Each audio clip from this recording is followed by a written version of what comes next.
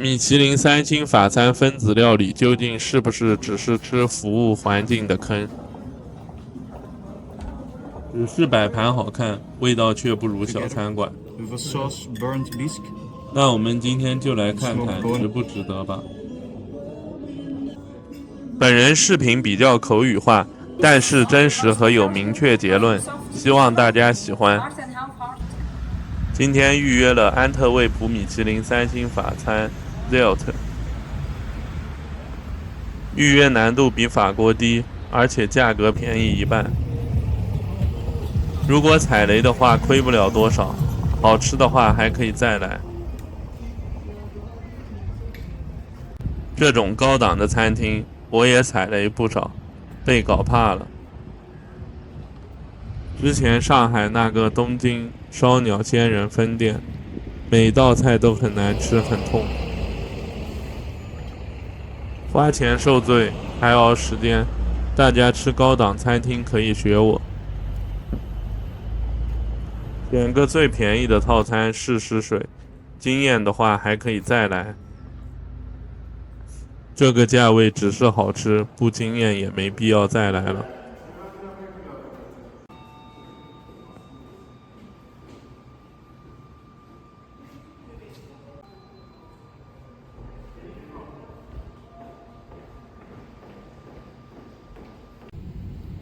楼层挺高，在顶楼，估计风景不错。我来的最早，之后基本坐满了，不太方便拍顾客。开始他会安排你在等待准备入座的地方吃前菜。我一开始还以为我没预约对，服务员让我别着急。可乐加税差不多要10欧元，小贵。一开始肯定是鱼子酱的前菜没跑了。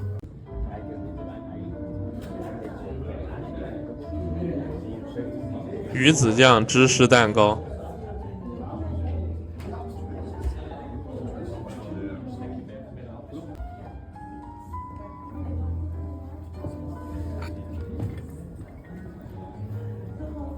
第一口没吃对，不能单吃一小口，太酸了。听厨师介绍没听仔细，搞错了。大家吃这样的菜不要嫌自己嘴巴小，一定要一口干，不然的话味道完全不一样。有点不太好弄起来，我都想用手来抓了，但是抓不起来。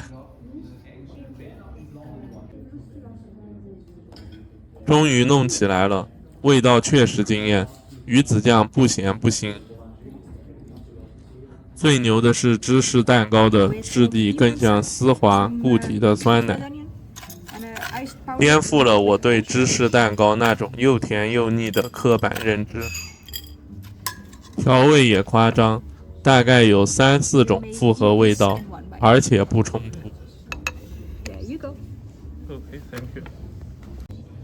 这道菜应该是有火腿蔬菜和上面的冰牛奶粒子。味道也很夸张，蔬菜脆甜带点酸味，生火腿没腥味。外面的皮特别脆，上面的牛奶很香，有点带冰的感觉。法餐的厉害之处就是复合口味，日料也只是单一口味。我来欧洲之前，觉得东京日料和新荣记应该是最厉害的了。但我之前吃了一个米其林3星大厨自己开的夫妻店，瞬间懂了法餐才是世界第一。法餐能做到日料和新荣记的食材，但是调味的复合层次感更胜一筹。所以以前看的日剧都是日本人梦想去法国开餐厅或者学习法餐。这道菜是一个烤鸭肉或者烤鹅的水果蓝莓塔塔，鸭子做的有点像大董的鸭肉，不腥，很脆。最后一道是蘑菇，下面奶油丝滑，特别好吃。蘑菇一般，香味淡。里面的奶油让我很惊艳，完全跟平时吃的工业货不一样。现在换到正餐的位置了，风景不错。这个是今天的菜单，想了解的可以微信拍照翻译。第一道不是菜单上的，菜单上的还没开始。这是一个蔬菜的开胃前菜。这个蔬菜的摆盘确实挺好看的。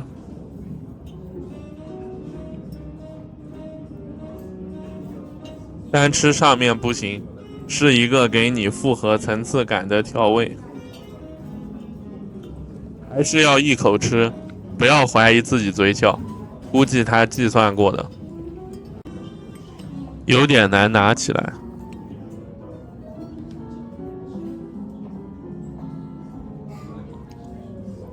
蔬菜口感很脆很新鲜，带点微酸，没抢味，可以。尝下汤汁，感觉用的是新鲜水果的酸味，淡香。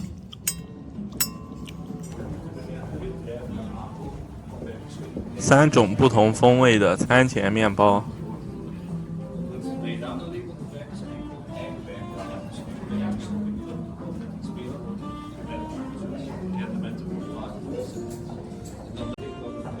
自制手工黄油。第一个面包挺香的，外面这一圈像抹了猪油，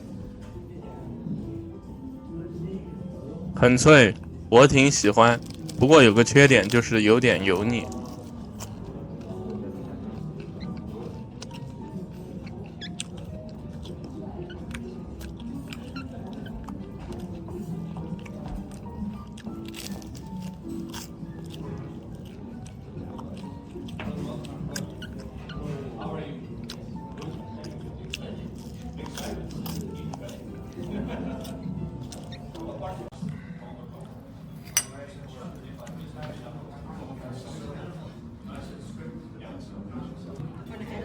第二个面包质地味道比较像 Costco 的可颂，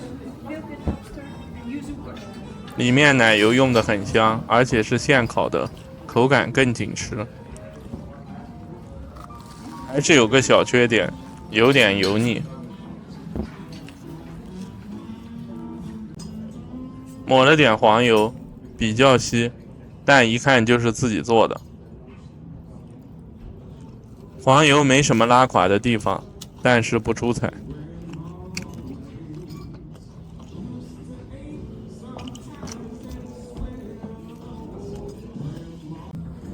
坚果面包拉了，没味道，我还不喜欢坚果。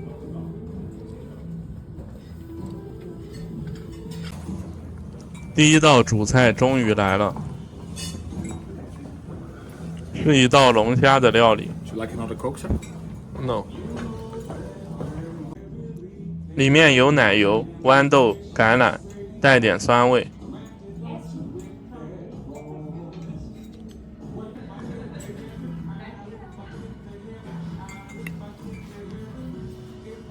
龙虾肉很大块，看着颜色不错，很新鲜。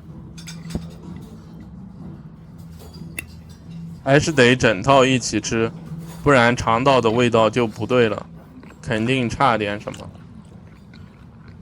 虾肉不腥，软嫩，跟国内海鲜大排档吃到龙虾肉天与地的区别。海鲜大排档的龙虾又死又厚，还带点鳖腥味，只是看着丰盛。新荣记的龙虾肉我吃过，跟这个是2种风味的好吃。但这个不是我欧洲吃过最好吃的龙虾肉，最好吃的那个更细腻柔美，更有锅气，吃着都想哭了。就是我 YouTube 主页图1，上面那个冰冰冷冷的牛奶，跟下面融合度很高，味道不错。总体说，这道菜不惊艳，只能算下限高，没雷点。如果你说要匹配到米其林3星这种服务和环境价格，那我觉得真的很一般。从口味来说不值得，毕竟我不吃服务环境。这个店厉害之处就在于，我这种找毛病厉害的人挑不出毛病。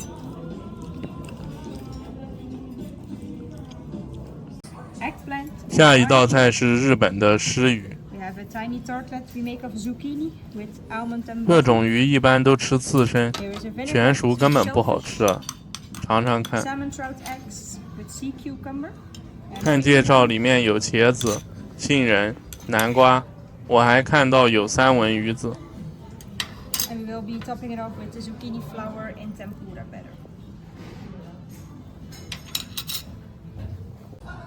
摆盘还是挺好看的，很丰富。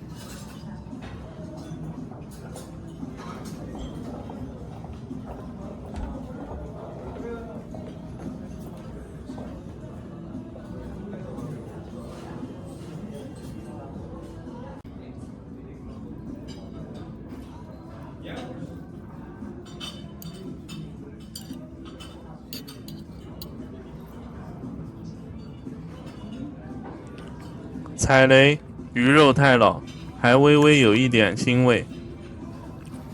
我觉得这种问题真不应该出现在这种级别的餐馆里。下面蔬菜的整体调味酱还有点重了。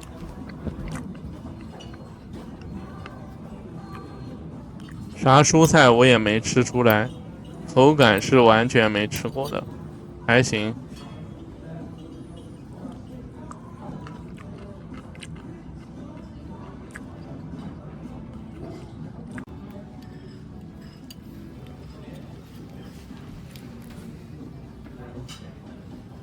这个炸物完全没存在的意义，还没油条好吃。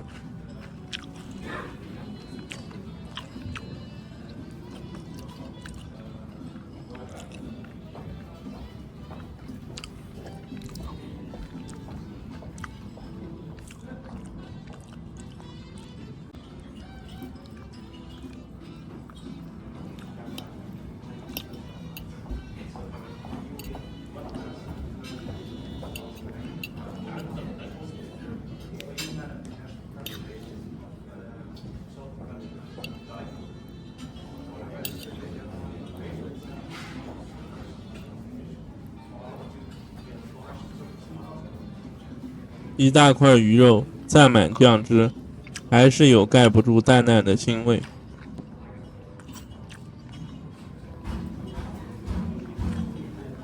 我觉得这个老板动脑动得挺深的。首先，这个楼层、环境、视野、服务，一部分人印象就上来了。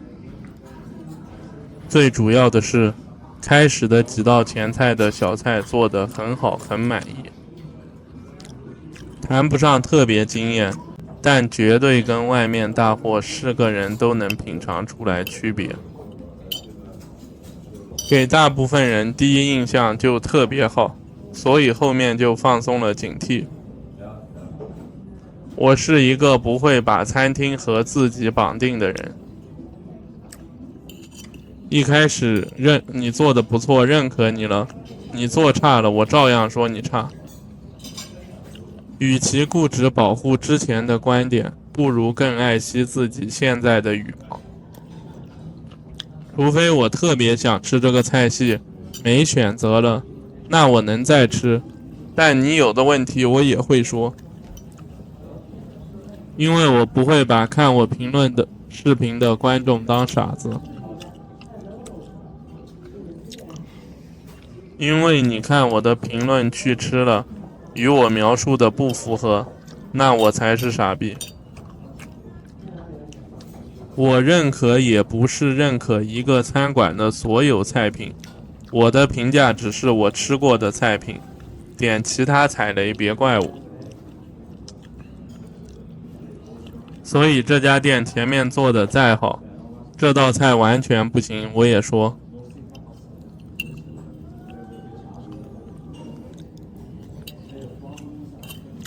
下面的三文鱼子确实啦，有点腥，跟上海回转寿司的差不多。这道菜完全没吃出来有高级食材。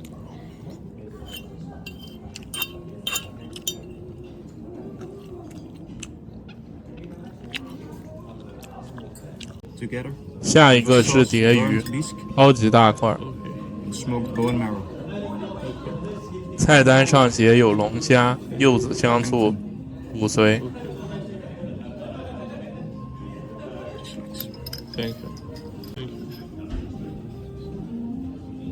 绿色的这个包的应该是龙虾。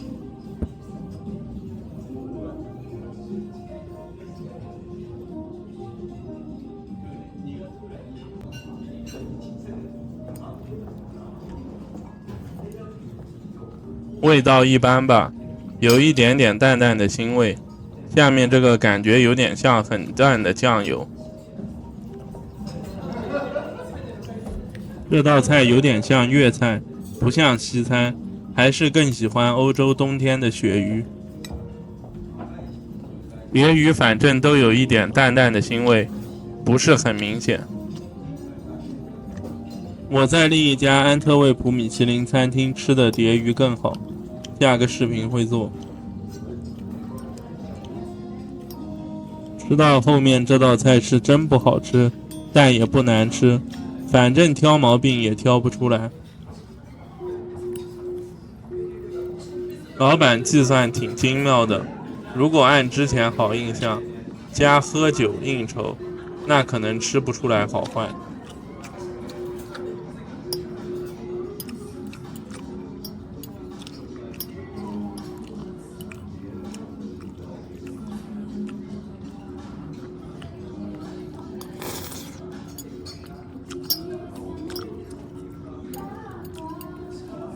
最后这个骨髓完全不知道意义是什么，只有鲜味。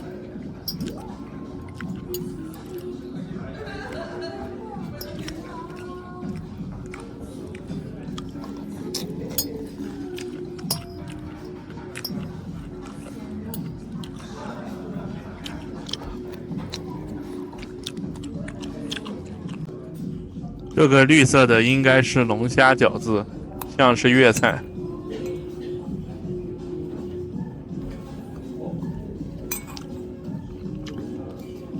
还不如新荣记的虾饺好吃，吃不出鲜美，像流程菜。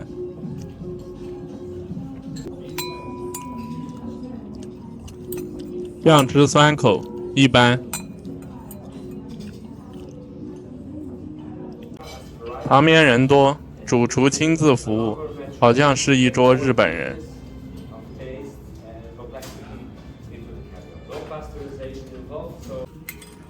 最后一道主菜是牛排，菜单上写用的鹿儿岛的和牛。鲍鱼、白菜千层酥、小蘑菇、黑蒜。个人感觉用日本和牛算不算牛排？是不是算作弊？这不是日本烧肉吗？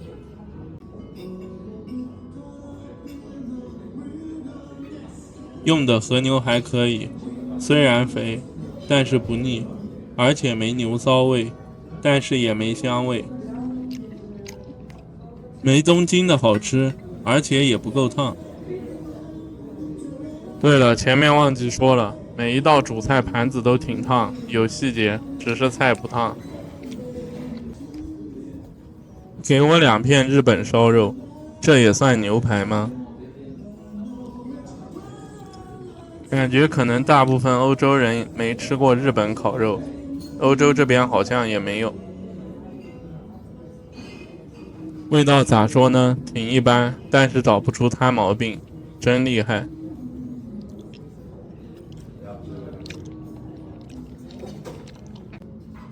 还是东京的和牛好吃，还能找到性价比便宜那种，吃到死都不贵。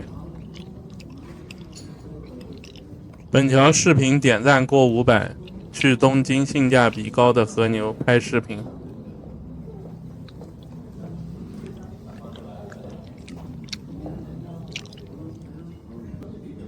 来吃吃看这个鲍鱼，这是鲍鱼吗？咸得很。这个是白菜千层酥吗？味道也一般。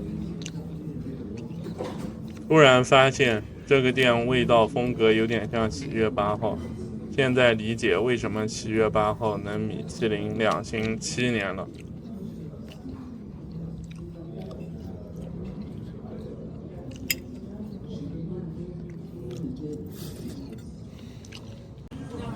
接下来是奶酪合鸡，20欧元3片。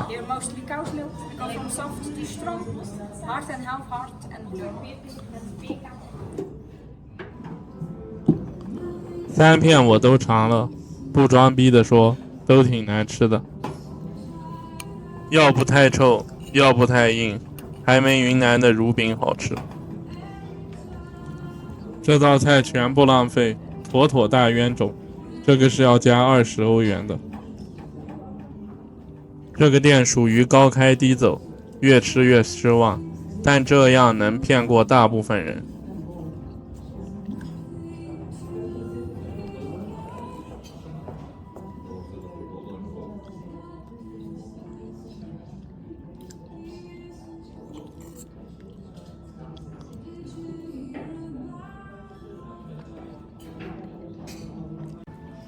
最后来到了甜点，想看的看，不想看的不看，没有一个好吃的。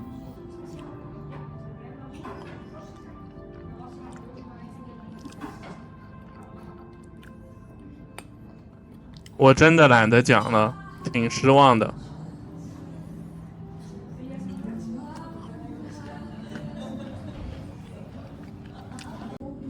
这个酸菜超级难吃，不知道做这个干啥。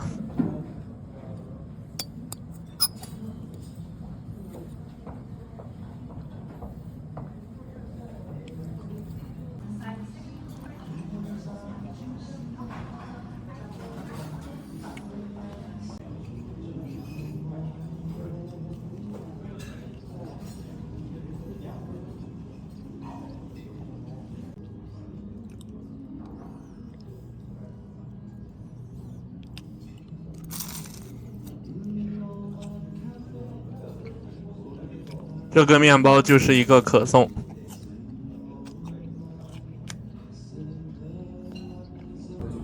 最后来到了咖啡。咖啡其实也挺一般的，上海你随便去个什么有奶容大 T13都能一模一样。那说明上海平均咖啡水平还挺高的，只是我没喝出来什么特别好喝的点。但是跟星巴克区别很大，是人都能喝出来，但我不喜欢。配咖啡的甜品没有一个好吃的，基本都太甜。这个店还好没点500欧元的套餐，不然亏大了。一开始选的最低档，没毛病，刚开始吃几道不错还后悔。不过比利时的巧克力还可以的，全球第一当之无愧。只是我在吃米其林3星的店，你给我超市水准的，那肯定还不行啊。评分3颗星，新鲜的食材，专业的技术。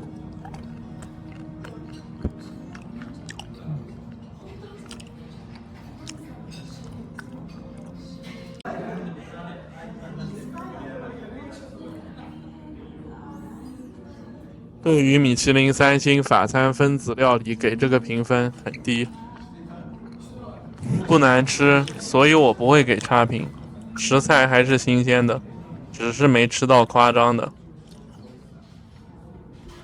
食材最好的就是第一个鱼子酱了，真没腥味，也不咸。开始那几道调味、酱料、层次感还是很明显不错的。后面是真的拉垮。商务宴请或者不差钱的可以来，环境服务很夸张的好。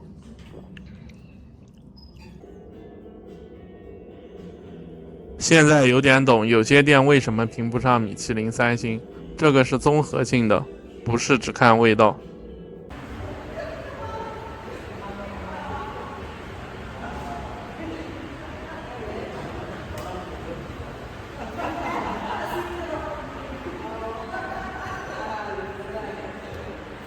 法国巴黎遇到了我人生中技术最顶那一档的日本厨师，吊打我吃过的米其林3星，性价比超高，一个套餐只要100欧出头，吃到了这辈子最震惊的番茄和三文鱼。终于理解了三文鱼能有好吃的，为什么是法餐的核心。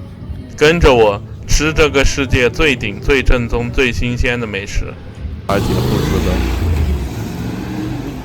得。欧洲和日本都有值那个价位的高端餐饮，今天这家属于性价比极高的。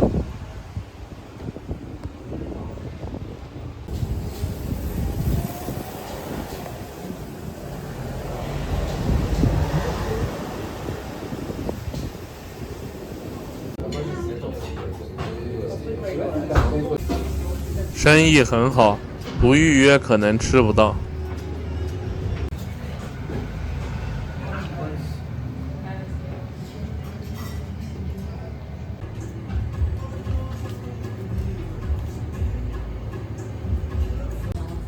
开胃小菜是胡萝卜加自制手工酱加一个脆皮。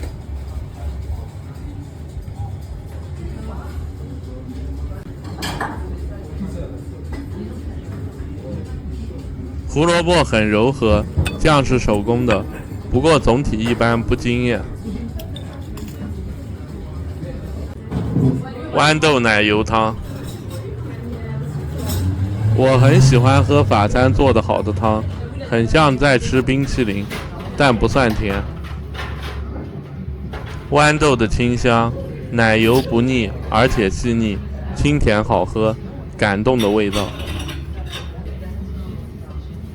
汤的水准跟安特卫普荷兰米其林3星大厨一模一样。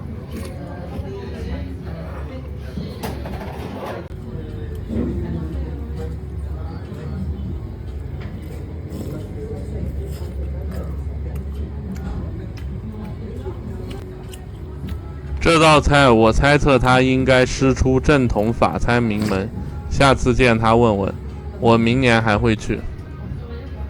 这种水平的厨师怎么可能只吃一次，还会追随他？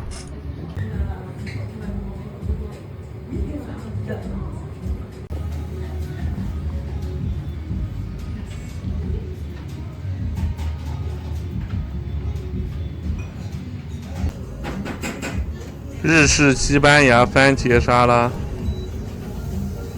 里面有蓝番茄和腌制的菠萝西红柿，还有豆腐泡沫和冰淇淋。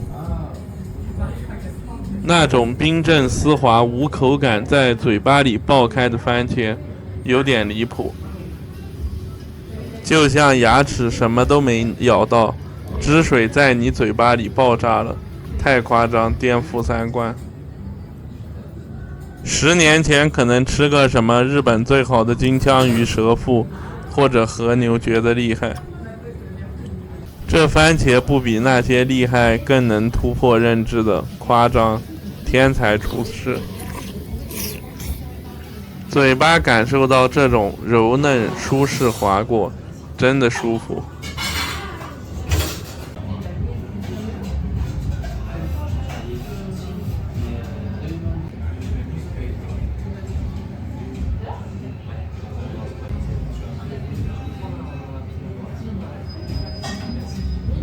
我以前其实不太理解三文鱼怎么能上高端菜的桌的。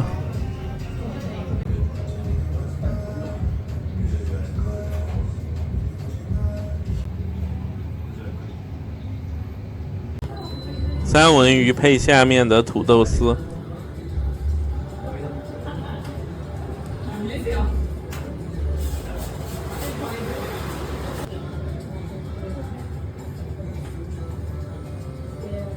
味道又把我吓死了。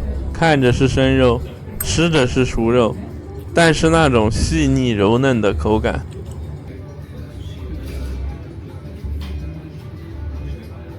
把我吓死了！三文鱼熟了不应该是很老的肉吗？这咋做到的？完全没有腥味，带一点点烟熏味，是不是腌制熟成的肉？吃着都在流泪。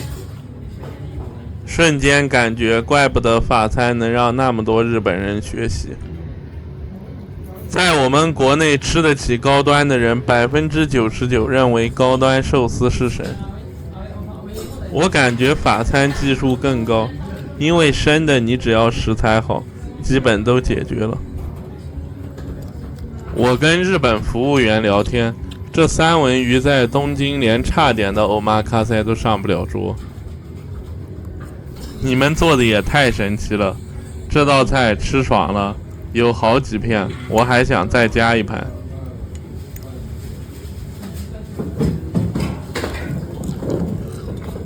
这个土豆丝没啥，就是云南干贝洋芋丝的做法，你们可以搜搜，味道很一般。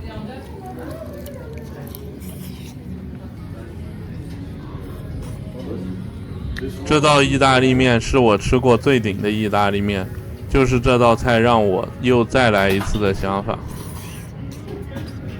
奶油醇香厚实，不咸不腻，面条弹，里面的野生菌菇特别香，太绝了！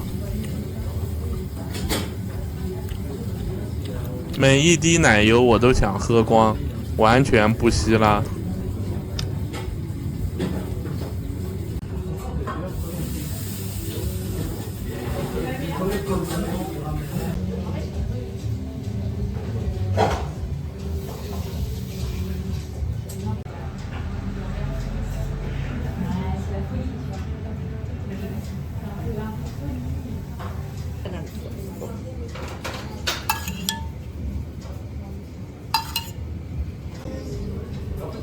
烤鸭主菜，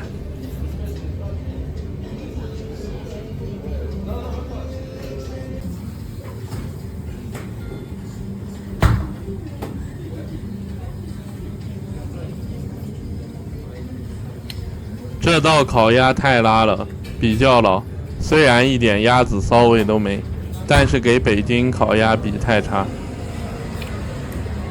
怪不得北京烤鸭在老外心里是中国第一的菜，我说的是做的顶的烤鸭，不一样。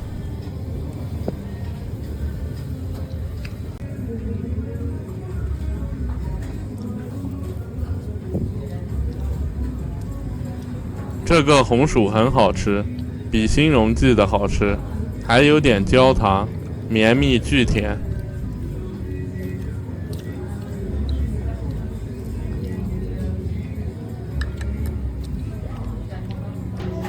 草莓芝士蛋糕，甜品也是考验一个法餐师傅的重要指标。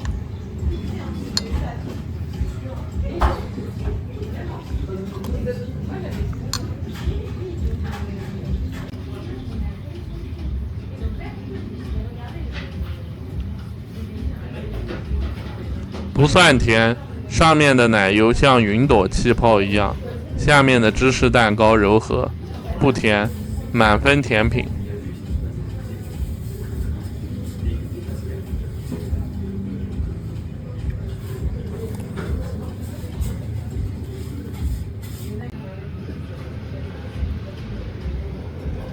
我一个直接不吃甜食的人，每次吃法餐都会期待厨师带来什么样的甜品。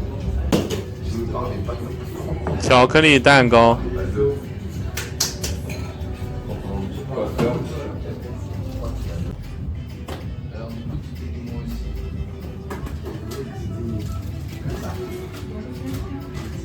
这个巧克力比较一般，你们脑子里能想到的巧克力的味道，普通。巧克力还是安特卫普的顶，比利时的巧克力才是世界第一。而且有点偏甜，巧克力蛋糕也不牛，我这人实话实说。它整个套餐87欧元，还是巴黎马黑区，太便宜，局限性太大。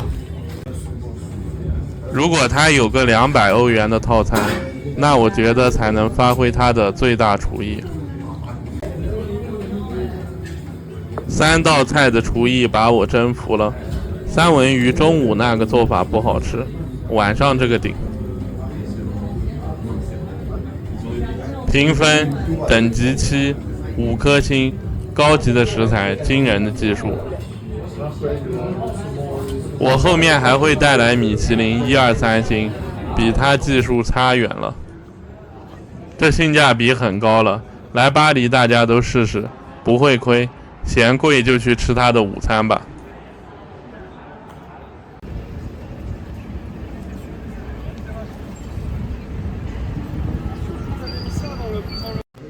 巴黎第一次遇到本地人开的好吃餐厅，这家店的蔬菜太惊艳，遇到人生中最好吃的茄子，差点吃得哭出来。连续去了2天，那大家就来跟我看看吧。是亚洲人，越南还是日本的我没搞清楚。谷歌地图4.7分的高分店。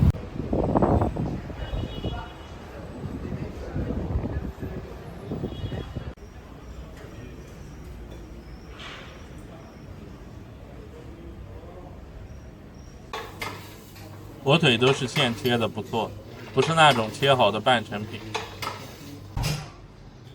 店布置的就是法式小馆，很宽敞明亮，很干净，环境很好。我来的比较早，人少，法国人吃饭都是8点半以后。价格跟米其林餐馆比便宜点，比一般牛排景区店、游客店要贵一点点。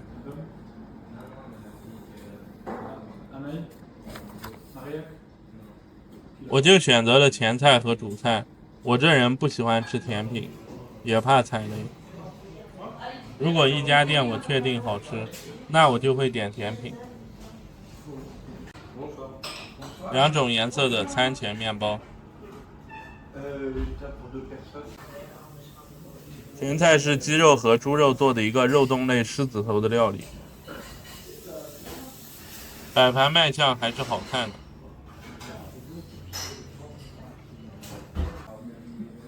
先尝一块肉看看味道怎么样。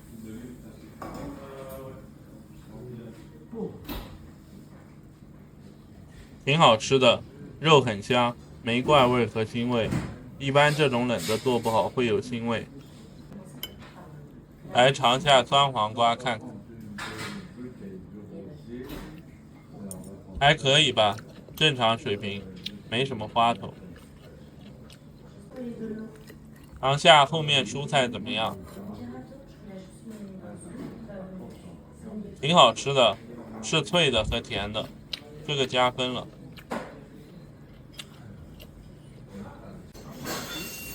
弄超级大一块来吃，我喜欢吃肉，这样吃的爽。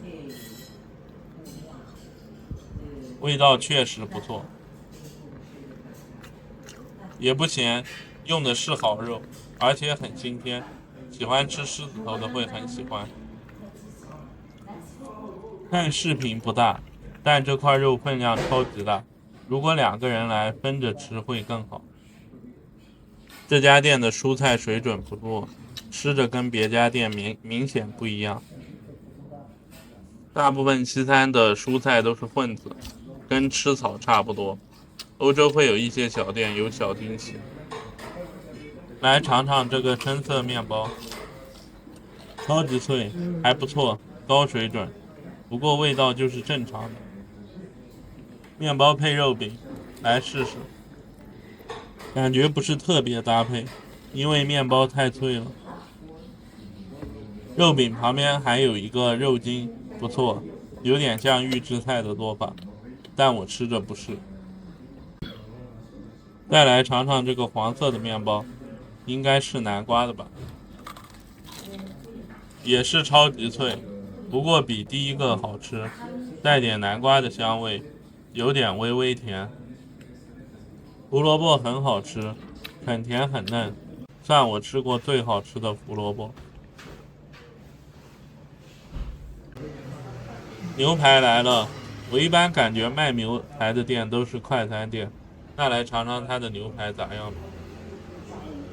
旁边还有一个超级大的茄子，第一次吃到这种搭配。旁边是个有点甜的主食吧，有点忘记了。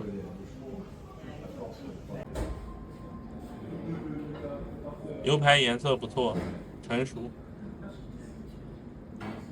味道就是 Costco 美国牛排的味道，不是澳洲牛排的味道。Costco 澳洲牛排膻味重。来尝尝茄子，茄子是很难拿起来，特别滑，味道把我吓死了，嫩滑，空气感足，一咬全是奶香味的汁水，颠覆了我的认知。这道茄子秒杀了今天所有其他的菜。刚才品过的所有都是1到2星的水准，一道茄子直接给它拉到了4到5颗星。牛排就是一块正常煎制技术满分的牛排，下面汤汁血不是很明显。我不是说它味道满分和牛排材质满分，只是煎制手法。反正跟 Costco 美国牛排味道差不多，有汁但不够香，有点老。我觉得各位经常买 Costco 牛排水平高的也能做出来。目前这个牛排还是我对牛排的认知，牛排不好吃，没日本和牛和中国烤串好吃。不好吃的点就是半生不熟还带血，不过这块没血腥味，但是老。没搞懂你既然不嫩，为什么要5成熟？为什么有些嫩的5成熟又在像吃生肉？我反正没吃过什么好吃的牛排，有些米其林反而喜欢用日本烤肉来作弊。这家店茄子好吃哭了，那种嫩滑感让我有再来的动力。我这样说你们肯定不信，我没吃过之前也不信茄子怎么能那么好吃。烧烤摊上那些烤茄子我都觉得没多好吃，更别说其他做法了。我去餐馆都没捡茄子的习惯，今天是惊艳到我了。茄子实在太好吃了，我就追加了一道主菜，我也不知道是什么。这道菜蔬菜配的种类还是很多的，我很期待他们家的蔬菜。我从小都不爱吃蔬菜，大家可以看我其他视频，我去餐馆绝对不会点蔬菜。这个肉是什么？我一开始没尝出来，吃着像三文鱼，奶香味比较足，也没腥味，吃着挺奶的，但不是我偏爱的生肉。尝一尝小番茄，感觉比普通的要长，太好吃了，咬进嘴里的那种爆炸感加鲜甜味，无敌了。如果是他们家的这种蔬菜品质，那我能天天吃蔬菜。欧洲做的好的蔬菜确实很惊艳，之后我也吃到了一些味道离谱的蔬菜。对了，生肉我只爱吃日本的那些寿司鱼类，其他肉类生的不太爱吃。来尝尝看这碗蔬菜吧，看看有什么惊喜。土豆虽然是白煮的，质地很柔密，带点盐味儿，有一点点咸。胡萝卜惊喜了，比前面那个胡萝卜还好吃。国内哪里能买到这么甜嫩的胡萝卜啊？豆角就正常水平吧。现在揭秘一下，这是小的牛肚肉，小牛生肉。我也吃过日料的一些生牛料理，虽然没腥味，但是不太喜欢。这道菜我觉得跟吃三文鱼没啥区别。这家店主要就是茄子、番茄、胡萝卜，惊到我了。肉饼还算喜欢，牛排和生牛肉没腥味也算高技术手法，但不是很喜欢。这家店我还会再来，我相信它有高水平的菜。所以我定了第二天晚上再来一次。第二天鸭肝、羊肉、甜品都让我很惊艳，也证明了我的眼光没错。大家可以期待一下我之后会发第二个来的视频。这家店加入了我以后回到巴黎必吃店的清单当中了。我做视频只是分享我认可的东西，不是那种打卡的视频。我觉得有1颗星以上的店，我基本都会再吃几次，而不是找热门店蹭热度，给你们吹多好吃，其实你们就去了就失望的那种博主。我相信我分享的东西都是客观事实，能帮到你们。对了，这个店喝的有点贵，如果去了，点的时候注意一下。我的视频也喜欢跟大家聊聊心理想法，应该有人能听懂，会喜欢我这个风格。评分等级6，4颗星，高级的食材，专业的技术。面包实在吃不完了，吃了2个主菜，量实在太大。蔬菜很惊艳，都吃完了。大家看看价格，你们觉得贵不贵？出门还看到一家 Coco， 国内奶茶店也往国外铺了。为什么我在欧洲不吃中餐？因为我可以找到跟中餐没区别的欧洲菜，烤牛肉、烤猪肉、烤五花肉，分量超级大，吃到撑。下面还是特色炒饭，最后追加一份红酒汁烤羊排，吃到扶墙出，分量大到太夸张。跟着我吃这个世界最顶、最正宗、最新鲜的美食。装修很克罗地亚风格，干净卫生有气质。老板是个大帅哥，特别热情，吃的每一个东西都会问你满意不。分量品质来说算实惠的，还可以点单人餐。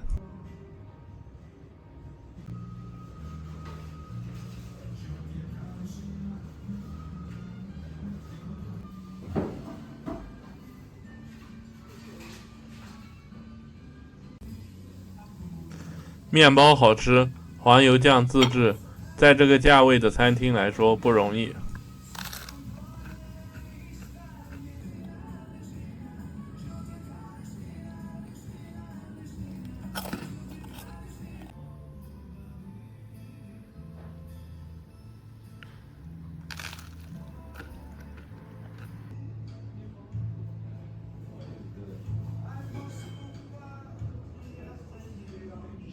视频可能看不出来，这个分量在上海200都还是值得的。这个番茄酱汁超级好吃，可惜我吃肉的时候忘记了。这块鸡腿肉好吃，不柴，香得很。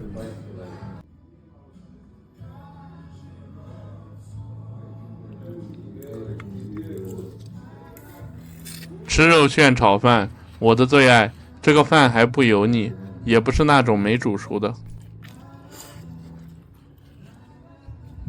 这牛里脊肉无敌了，中间颜色漂亮，但是没流血，火候用心了。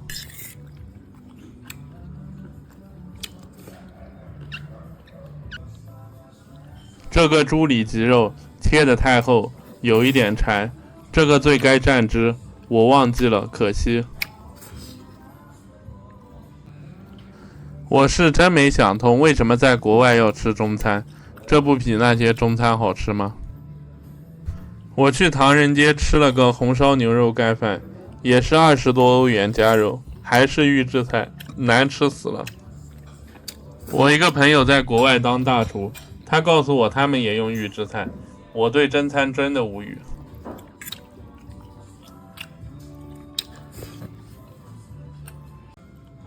这个猪五花微微有一点猪骚味，口感还是不错的，应该加番茄汁。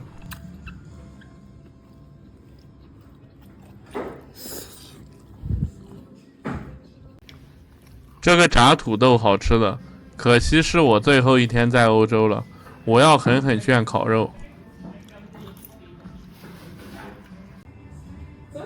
这大牛里脊肉爽不爽？国内真吃不到品质价位符合的。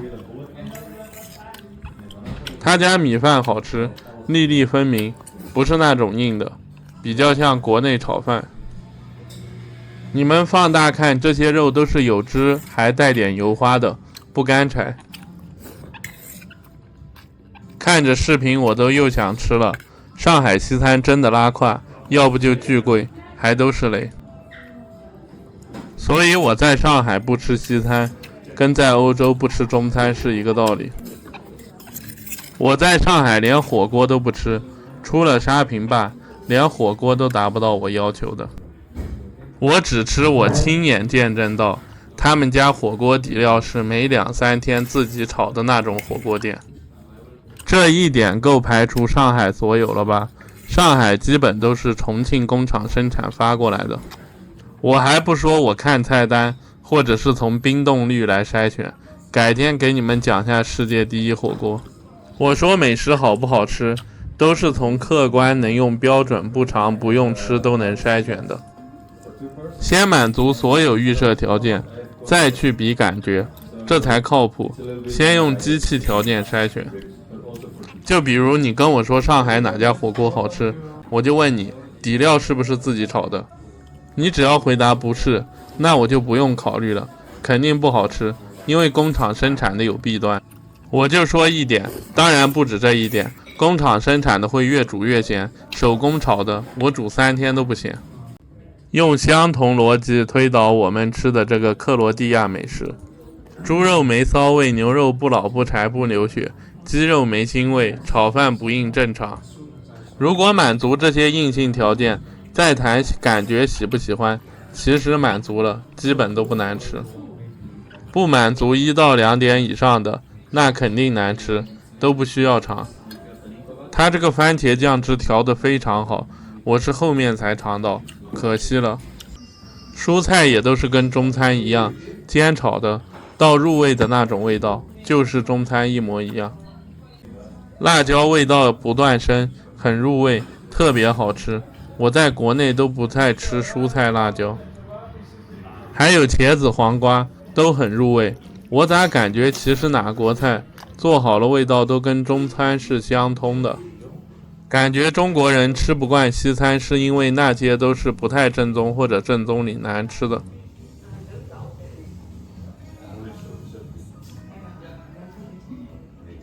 看火候无敌吧，该粉的部位粉，而且没流一滴血。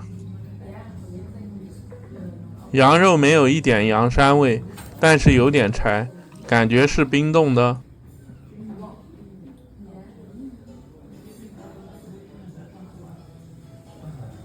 但是冰冻肉应该没那么多肉汁，也可能是切得太厚了或者品种问题。这个红酒做的汁拉了，有股怪味，不建议蘸汁。小块羊排味道还是不错的，就是我前面吃的肉太多，头太晕了。这太狠了，那么厚，我吃的时候没发现，下次还要去吃这个店。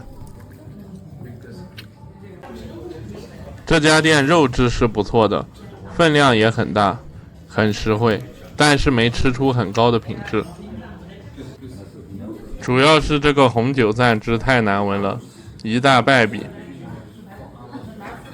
我现在复盘的时候看这个羊排很漂亮，汁多肉鲜，跟吃着的时候感觉不太一样。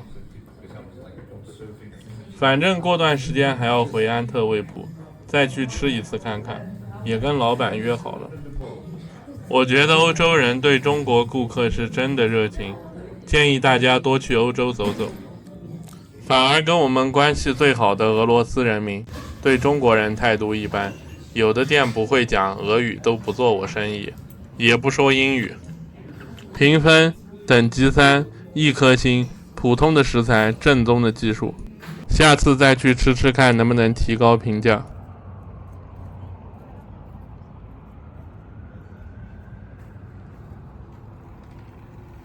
比巴黎米其林3星摆盘还好看的安特卫普米其林餐厅，顶级墨鱼目、顶级鹅肝、顶级野生鹿肉，都是上海吃不到真正性价比的西餐欧玛卡塞。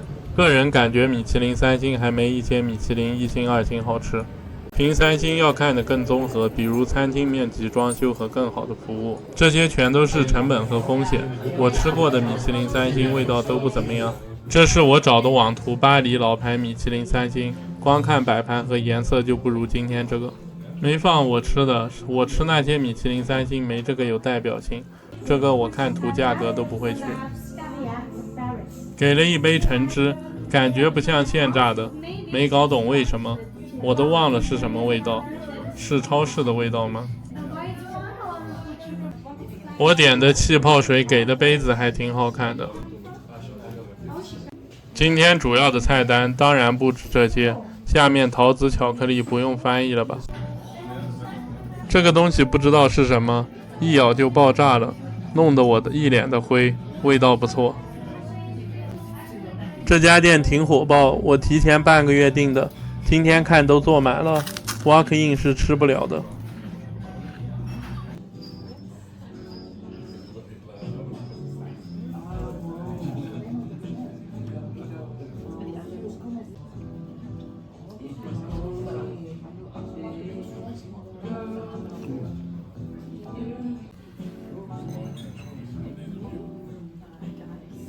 就这绿色的是个蔬菜，很鲜甜，味道不错，不像那些创新菜味道特别奇怪。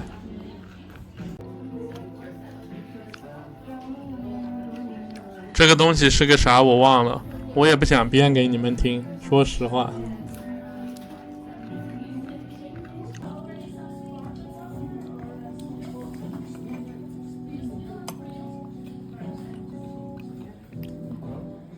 龙虾汤味道不错，没腥味，奶油很香不腻，有欧洲做的好的汤的功底。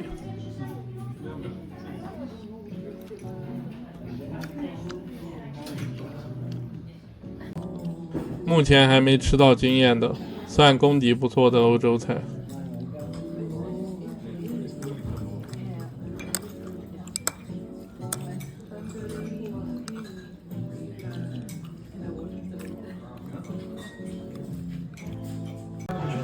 黄油配餐前面包，黄油是2种。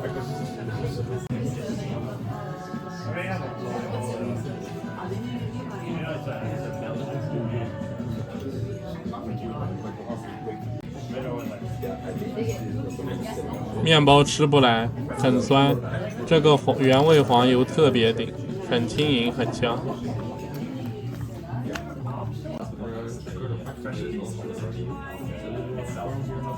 就这个是辣椒黄油吧，难吃，创新菜，拉垮，特别奇怪的味道。这家面包又硬又酸，吃不来。欧洲吃到米其林最难吃的一家面包，黄油顶。包菜沙丁鱼，上面像花那个其实也不是包菜，就是长得像包菜的根茎植物，反正知道啥说啥呗。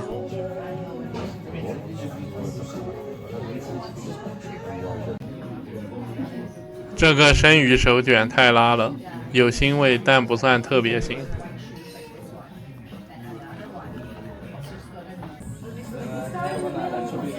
上面蔬菜一般般，没什么特别的味道，用的也不是顶级蔬菜，就普通的，摆盘倒是挺好看的。下面沙丁鱼的浮游生物也没什么味道，没腥味，啥味道都没有，拉了。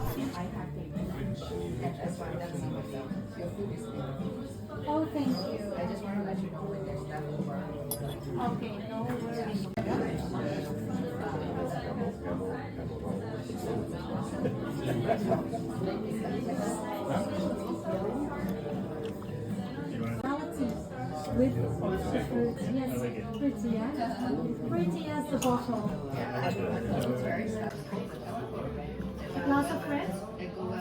You like a little bit more full of body? Yeah.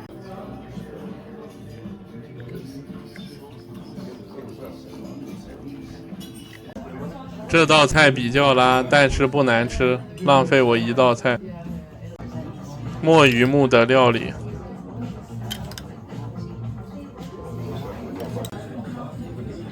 这个鱼肉雪白的色泽很对，应该好吃。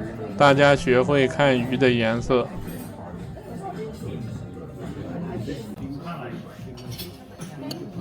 这个乌贼肉很脆很新鲜，没腥味，好吃的，顶级水准，中国吃不到。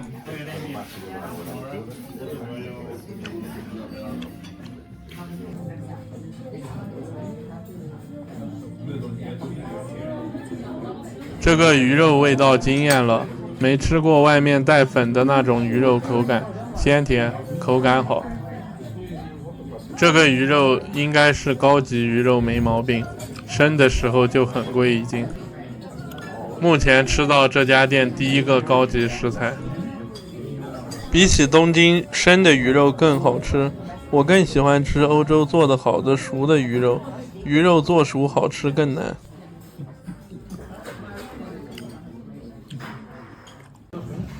这道菜不错，材料值得这个价位。鹅肝配欧洲的李子，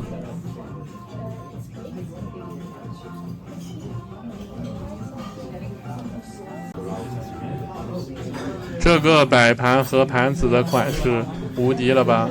比那法国米其林好看多了吧？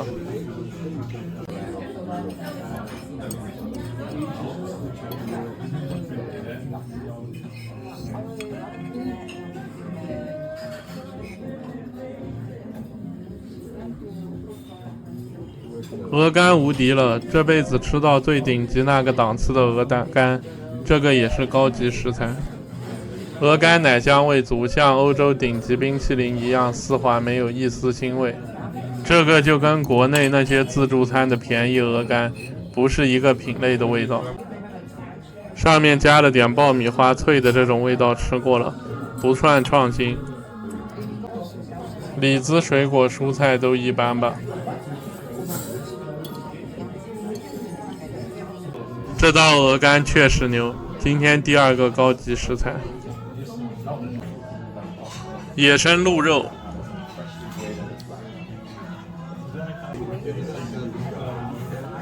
这家摆盘是有讲究的，它都是按角度给我旋转的，最好的角度对着你，不会乱放。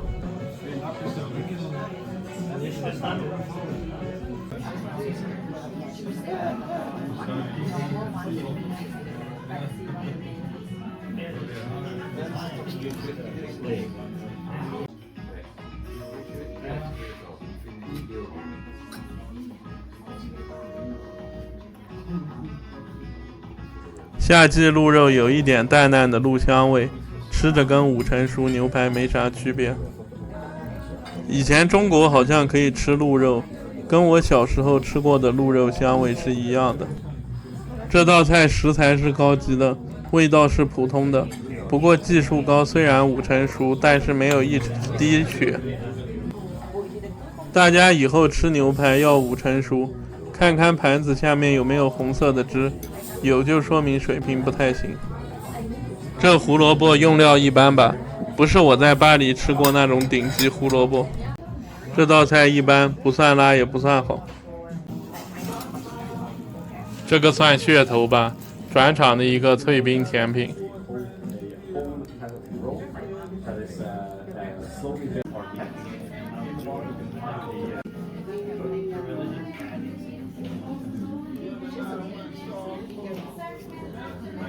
口感比较脆，还可以，不过甜，算个冰淇淋，我有点忘了。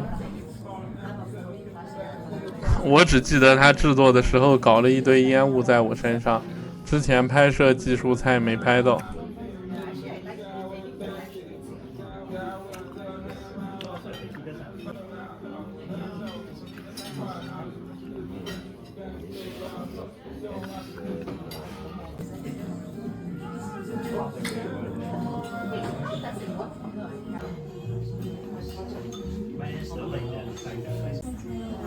桃子甜品用了一种意大利的奶酪，它是一种软奶酪，质地光滑且奶油味浓厚。前面那段是我朗读 ChatGPT 的，个人觉得味道一般，没吹的那么好。桃子跟中国的比差太远，中国的黄桃性价比高，好吃水多，无锡真的水蜜桃也可以。我说的是真的无锡水蜜桃，不是假的，基本上市场上买到的都是假的。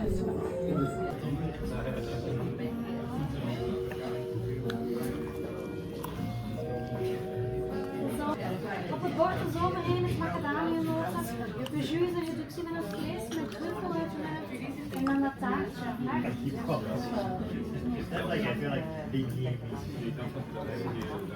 这道甜品不惊艳，可能在中国好桃子吃多了。比利时巧克力配意大利樱桃酱配红菜头。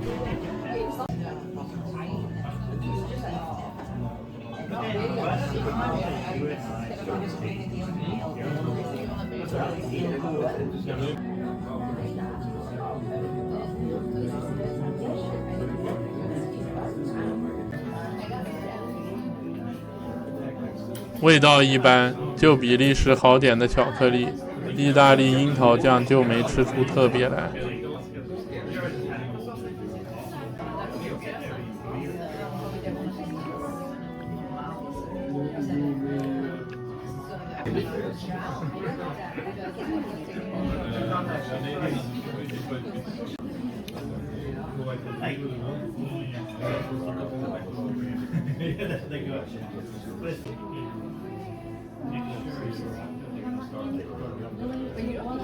下面有点过甜，这两道甜品一般，拉了。米其林1-2星比3星好吃实惠，没米其林的更有好吃的，完全不看服务只看食材的。欧洲人工太高，那么多服务员，卖这个价格能有几道好的？拉了。买单赠送小面包。太油腻不好吃，就像国内超市可以放1年工厂货的味道。评分4颗星，高级的食材，专业的技术。我只评价用料和技术，那道鹅肝和鱼用料太顶，烹饪技术太高。预算无限的可以来，味道不够性价比，只能说这个套餐在米其林算性价比。安特卫普性价比最高，但6道菜是89欧元，加小费大概是100欧元。材料用的比很多米其林好。7月初我刚拍视频水平菜，下次去拍老板做菜给你们看。他其实邀请我拍食材了，我忘拿手机了。这个店我去很多次，跟他很。餐前固定小菜：腌鱼、自制酱加面包皮。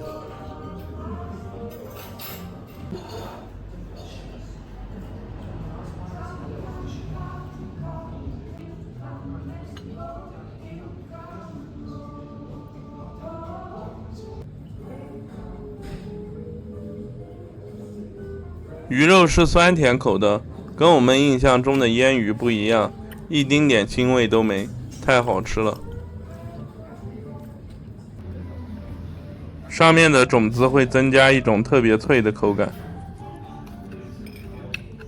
酸味是偏梅子的酸味，不是醋的，更自然。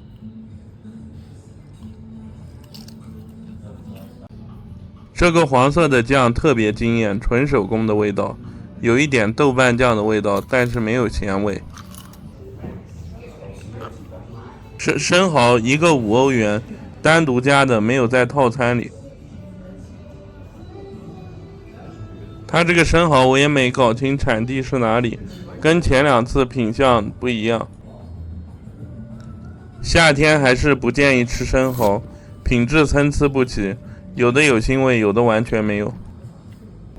生蚝的口感跟国内完全不一样，就像那种脆嫩进了口浆，那种享受太夸张，不太方便说，你们大概懂是什么意思。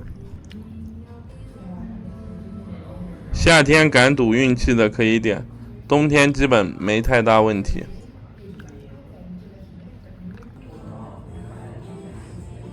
餐前面包配自制手工黄油。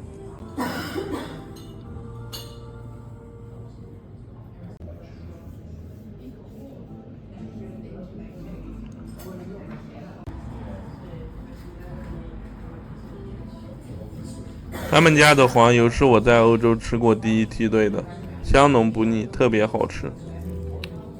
面包就上海能做出来的水平。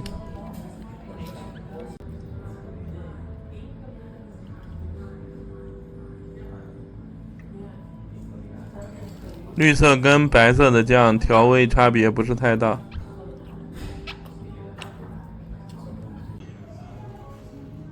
餐前火腿单价25欧元，量太大了，我个人建议1-2个人千万别点。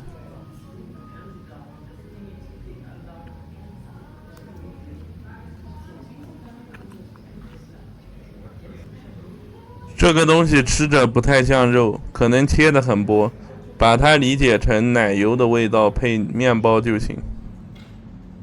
看着像肉，吃着就是纯奶油的味道。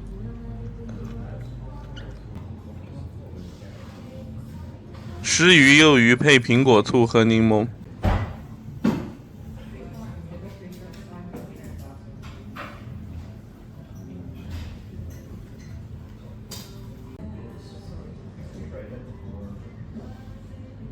这个搭配不错的，鱼肉没腥味，带一点点油脂的香味，只有一点点，很清爽。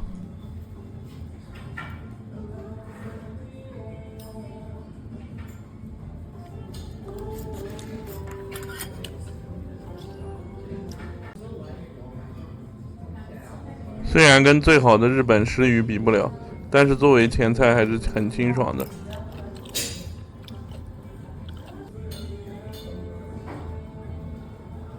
下面还有脆口的大白菜，有点像中国的口味。致敬荷兰泽兰省文化符号，搭配法式酱汁配腰果和微型蔬菜。这个法式酱汁制作过程很复杂，感兴趣的可以 ChatGPT 搜索一下。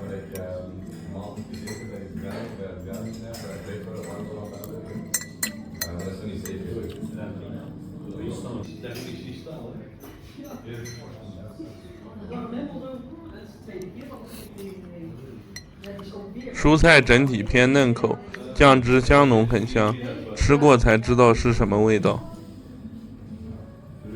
是不是这些东西跟大家脑子里的西餐不太一样？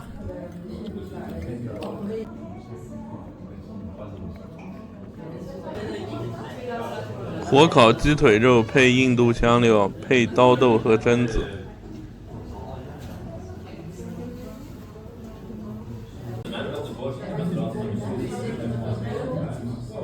这个鸡腿肉的横切面的纹理漂亮吧？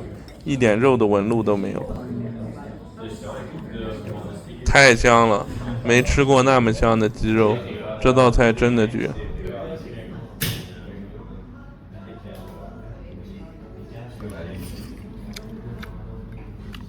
可惜分量太少，如果这个拌米饭吃就太好吃了。下面印度香料一般，主要还是鸡肉香。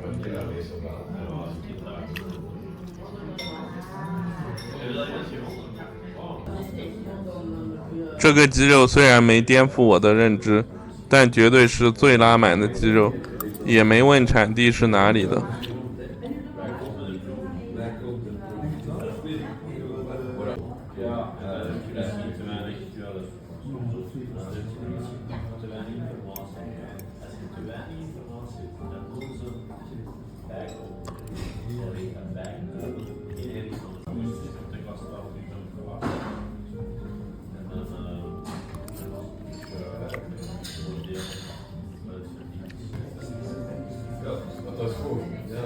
这个刀豆味道一般，有点软了，不够脆。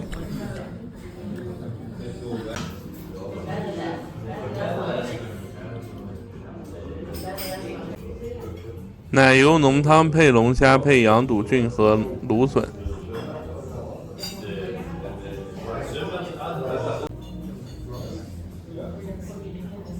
龙虾没有腥味，很甜。这个奶油浓汤我不是太喜欢，气泡太多了。欧洲这些龙虾比中国能买到的澳龙、波龙好吃太多，主要是甜和没腥味，肉质弹。他们龙虾肉偏透明，国内龙虾肉是白的，不太一样。它这个羊肚菌太香了，吃着有点像云南的干巴菌。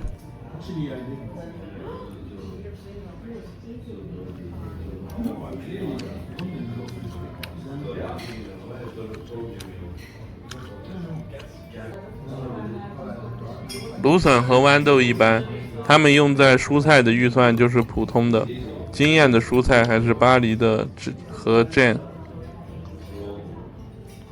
蔬菜基本就是老百姓能买到品质好的那种，不是能颠覆认知的那一种。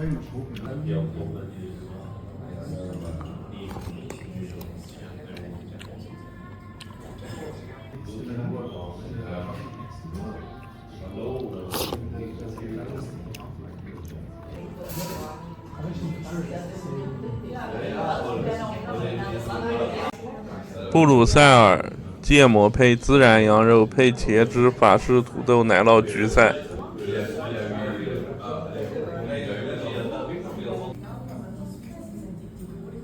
这个羊肉吃着跟牛肉差不多，很漂亮，但是味道一般，没膻味。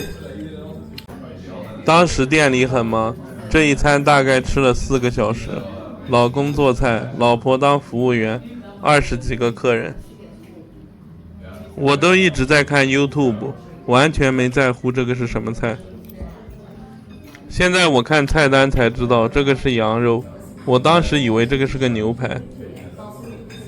吃着跟牛肉差不多，虽然没膻味，味道一般，跟巴黎那个羊肉比差太远了。为什么我会给巴黎那个小店5颗星？那个羊肉实在太夸张了。这道菜做的中规中矩，没啥特殊的，味道一般。我觉得他们家冬天水平特别高，我上个冬天吃了3次，每一次都能达到5颗星的水平。特别是那道龙虾加烟熏红烧肉，还有冬季鳕鱼，我这辈子都忘不了那个味道。同样2道菜我连续吃了3次，每次都很惊艳。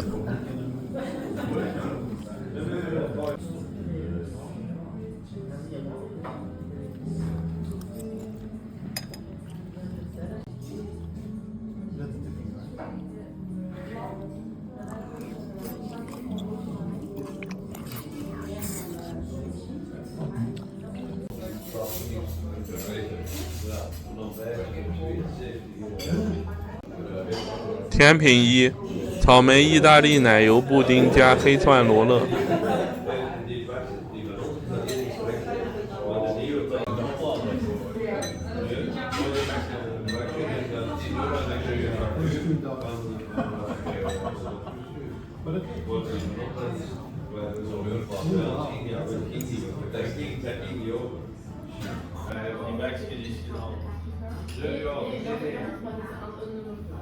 这道甜品味道跟中国吃到的差不多，只是奶的质量会好很多。你们知道欧洲奶制品确实品质好，只是我们喝他们牛奶会拉肚子。整体来说，这个甜品味道一般，国内能想象得到的味道。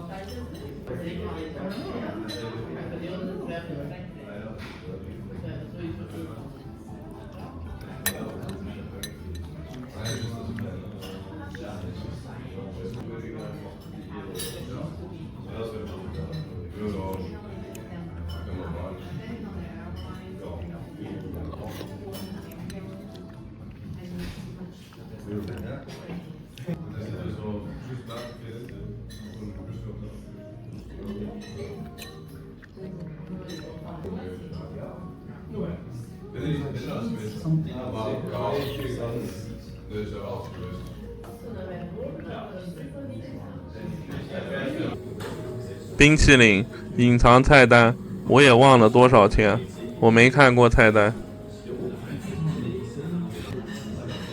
会给你一个特别烫的巧克力浇上去，比利时的巧克力世界第一，毫无争议。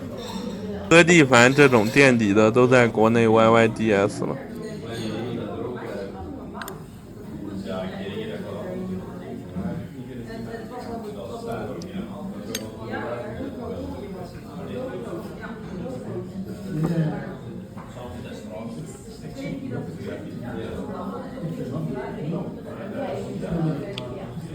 这道冰淇淋那种丝滑香浓、入口爆炸的味道，太夸张！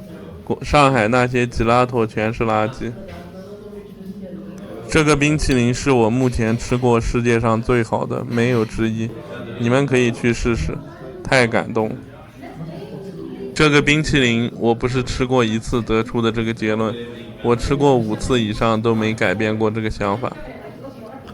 看着太普通，我的参照物是我吃过的欧洲米其林1到3星和东京的甜品。巧克力可以少加点。评分等级6。4颗星，高级的食材，专业的技术。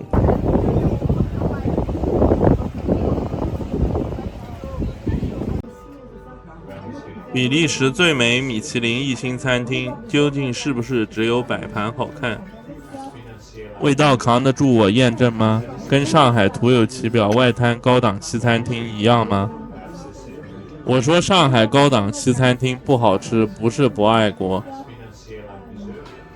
而是高档西餐厅只是摆盘好看，吃服务、排场、环境这个观念已经深刻地刻在我们每一个中国人脑子里了。屏幕前有一个观众会觉得国内高档西餐厅值那个价位吗？应该结论就是你们都觉得上海高档西餐厅不是去吃口味的。上海高档西餐厅摆盘还是有好看的，但是细看不行。上海米其林3星那家分子料理，我看图片摆盘就不如欧洲的。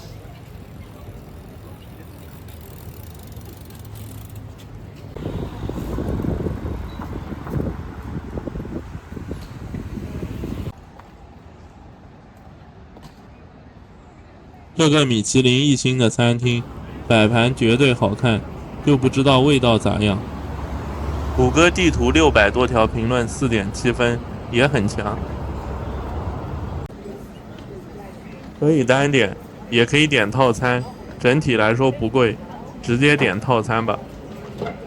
我看大众点评有人来过，评价也不错。午餐菜单加比利时皇家金枪鱼子150欧，还有小费和饮品，总共20多欧元吧。第一个球带点肉味，没吃出来是什么，一般。没吃出什么牛的点，咋感觉钱要打水漂了？第二个球也没吃出来是什么，只是太咸了。有点无语，中看不中用啊。第三个球还可以，像饼干，有点脆，还可以，但也不惊艳。餐前面包和黄油，餐前面包有2种，可以无限续。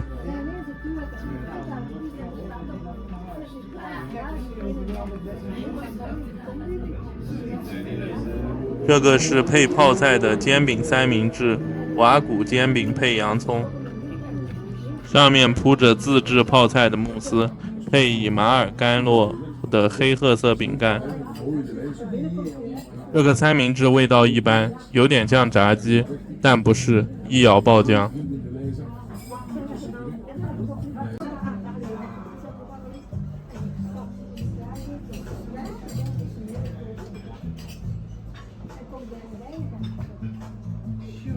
这个泡菜慕斯好吃，慕斯香浓醇厚不腻，丝滑，像冰淇淋。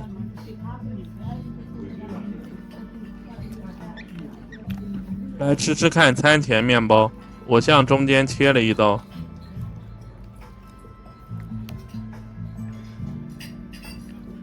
味道一般，上海面包店也能买到的味道，但算水平可以的。整点黄油尝尝看咋样。黄油很细腻，一看用料就不一样，没有超市买的那种工业味。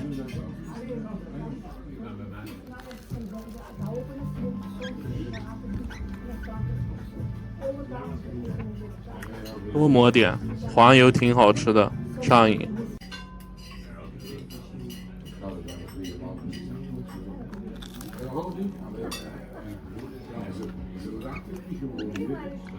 另看这个黄油挺漂亮，像冰淇淋一样。接下来是金枪鱼配米饭和金枪鱼牛排塔塔、牛油果和沙拉酱。看金枪鱼颜色应该用的是中腹，本人只爱大腹。看着平平无奇，还是没解冻好的。尝了一口，这中腹味道把我吓死了，居然比东京嫩粉色的大腹还好吃。主要是酱汁的调味和无敌拿捏住冰的温度的口感，达到了入口即化还清凉没腥味，对冰的拿捏真的无敌。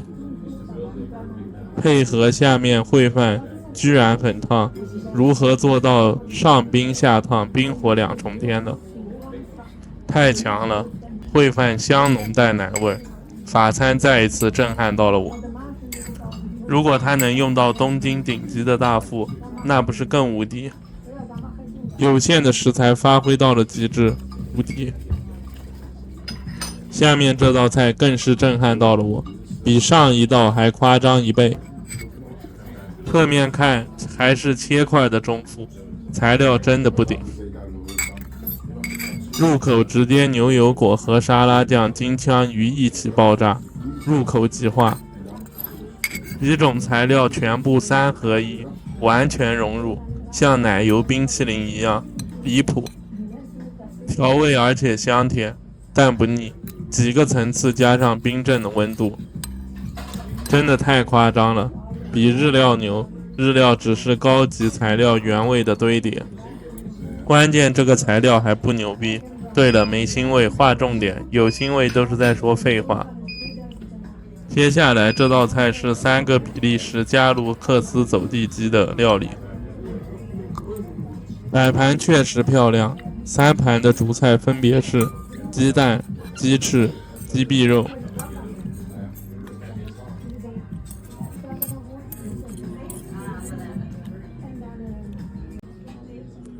第一个应该是鸡蛋和一片薄鸡肉的料理。这道菜我吃错了，应该全部一口吃，这样分开吃吃不出来味道。这道菜挺好吃的，上下我记得都是爆浆的口感，如果一起吃会层次感很明显。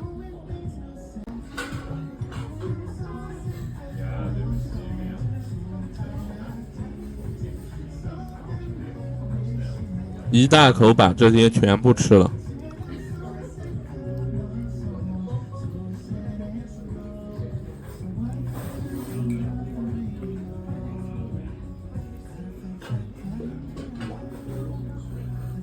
下面这个是鸡蛋做的，一口就爆炸了，很好吃。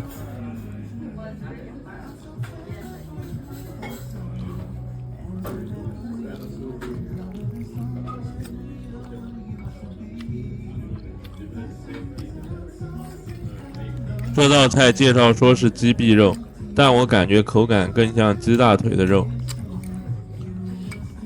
上面用的是浓妆有机番茄，下面是鸡蛋慕斯，口感层次感分明。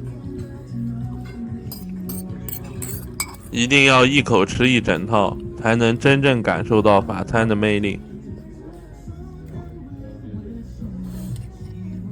鸡肉开始觉得有点绵密，多嚼几下感觉鸡肉很香，紧实。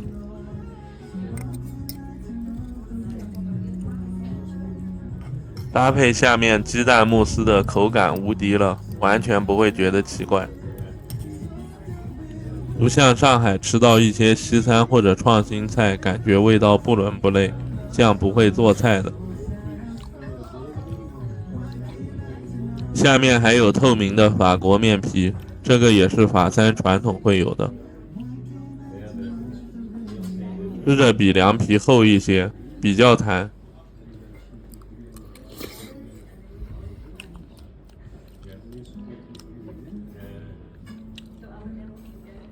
这道菜是鸡翅奶油烩面，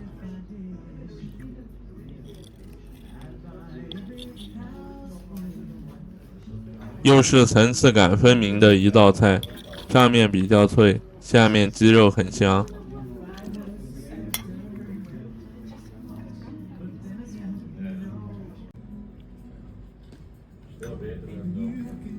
这两道菜只有一个缺点，就是不是特别烫，只能说温热。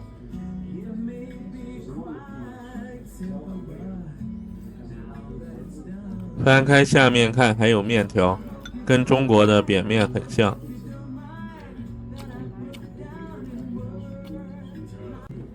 上面调的汁比较像照烧酱，配着奶油，比较正常调味的一道菜。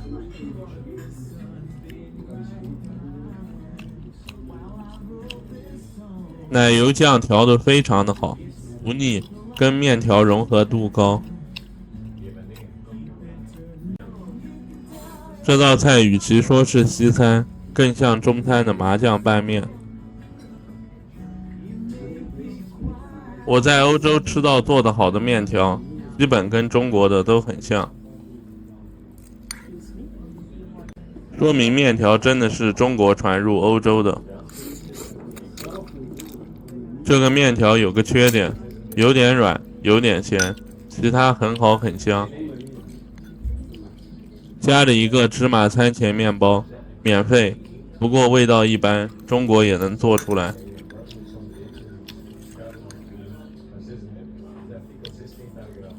最大的主菜来了，比利时皇家鱼子酱配曼顿蝶鱼，绿色新鲜蔬菜香草慕斯。摆盘很漂亮，而且新鲜。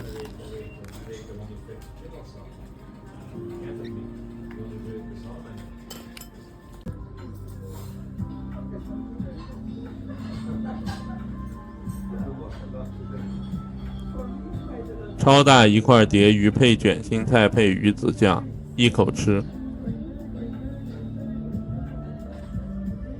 味道确实不错，鱼肉的口感绵密，卷心菜的蔬菜香味跟鱼肉合二为一。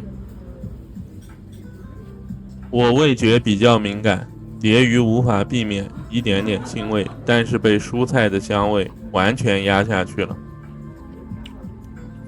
普通人肯定吃不出来，这个搭配真的很搭配，厨师品味高。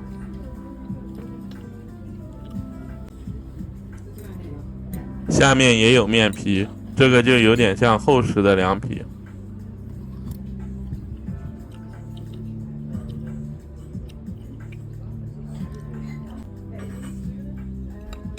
尝了一下绿色蔬菜，应该是有豆子类的，很奶，很好吃。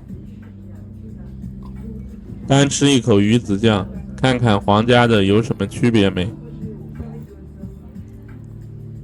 没有颗粒感，很柔软，但是单吃还是有一点点淡淡的腥味，不能单吃。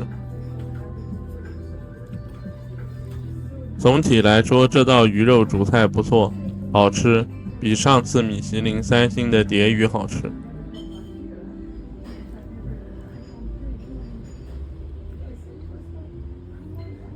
大块鱼肉炫得很爽，比之前米其林3星的更厚。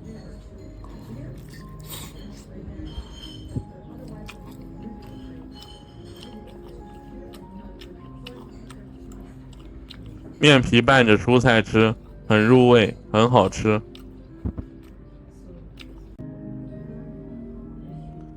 这家店味道确实很惊艳，我还准备过2天再去验证菜单上单点的主菜。盘子都是加热过的，不算特别烫，但还是很热。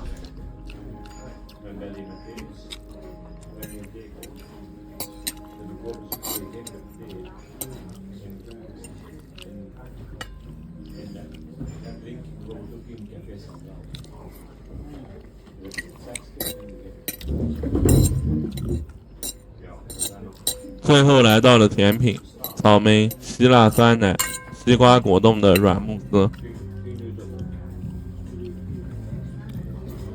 新鲜的覆盆子草莓，配上英格兰辣椒粉，加上草莓冰淇淋和一滴芒果茶醋。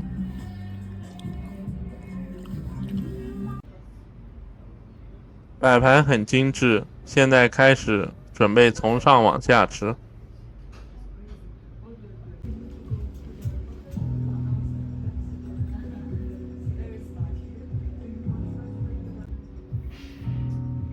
上面是个糖，有点过甜，下面草莓还可以，正常。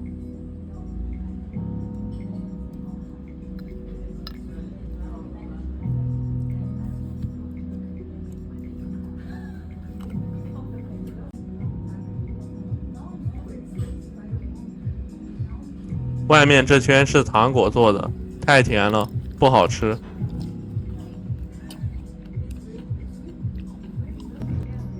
这个甜品奶很香，不是很甜，丝滑，好吃。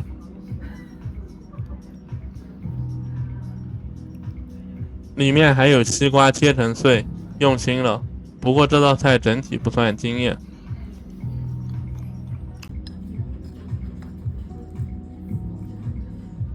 这道甜品不太好拿起来。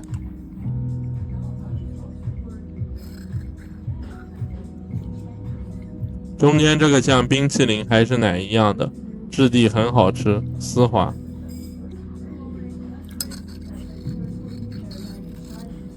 碗周边也是个糖果，太甜，个人觉得甜品只是中间的冰淇淋好吃。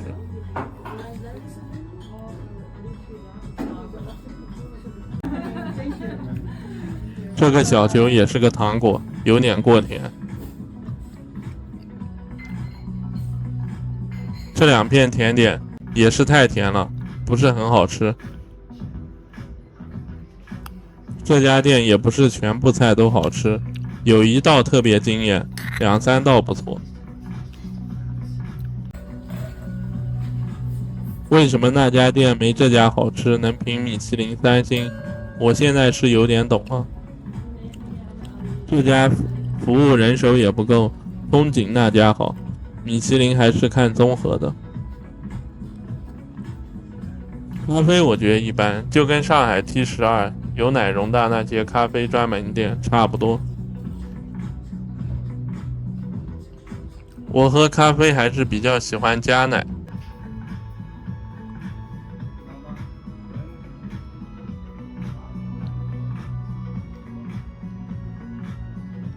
不然太苦喝不习惯。我喝咖啡比较业余，味道一般，还是得再加点糖。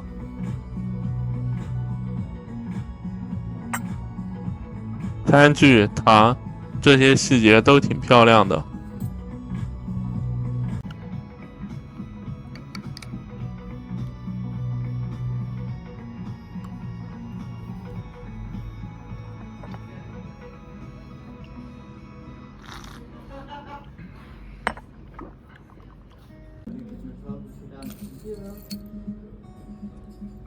加了糖，味道比较适合我，味道属于苦加香浓。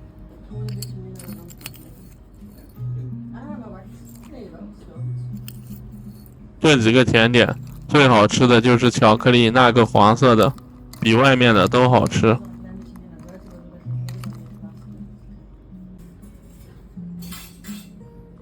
其他2个甜点真的太甜了，不太适合我。这个店我觉得属于法餐入门，特别适合，也可以单点不用套餐，很实惠。我第2天点到一个蟹肉的料理，惊艳到无话可说。评分第6等级，4颗星，高级的食材，专业的技术。我没评5颗星，是因为不是每道菜都惊艳，目前只吃到2道是高水准。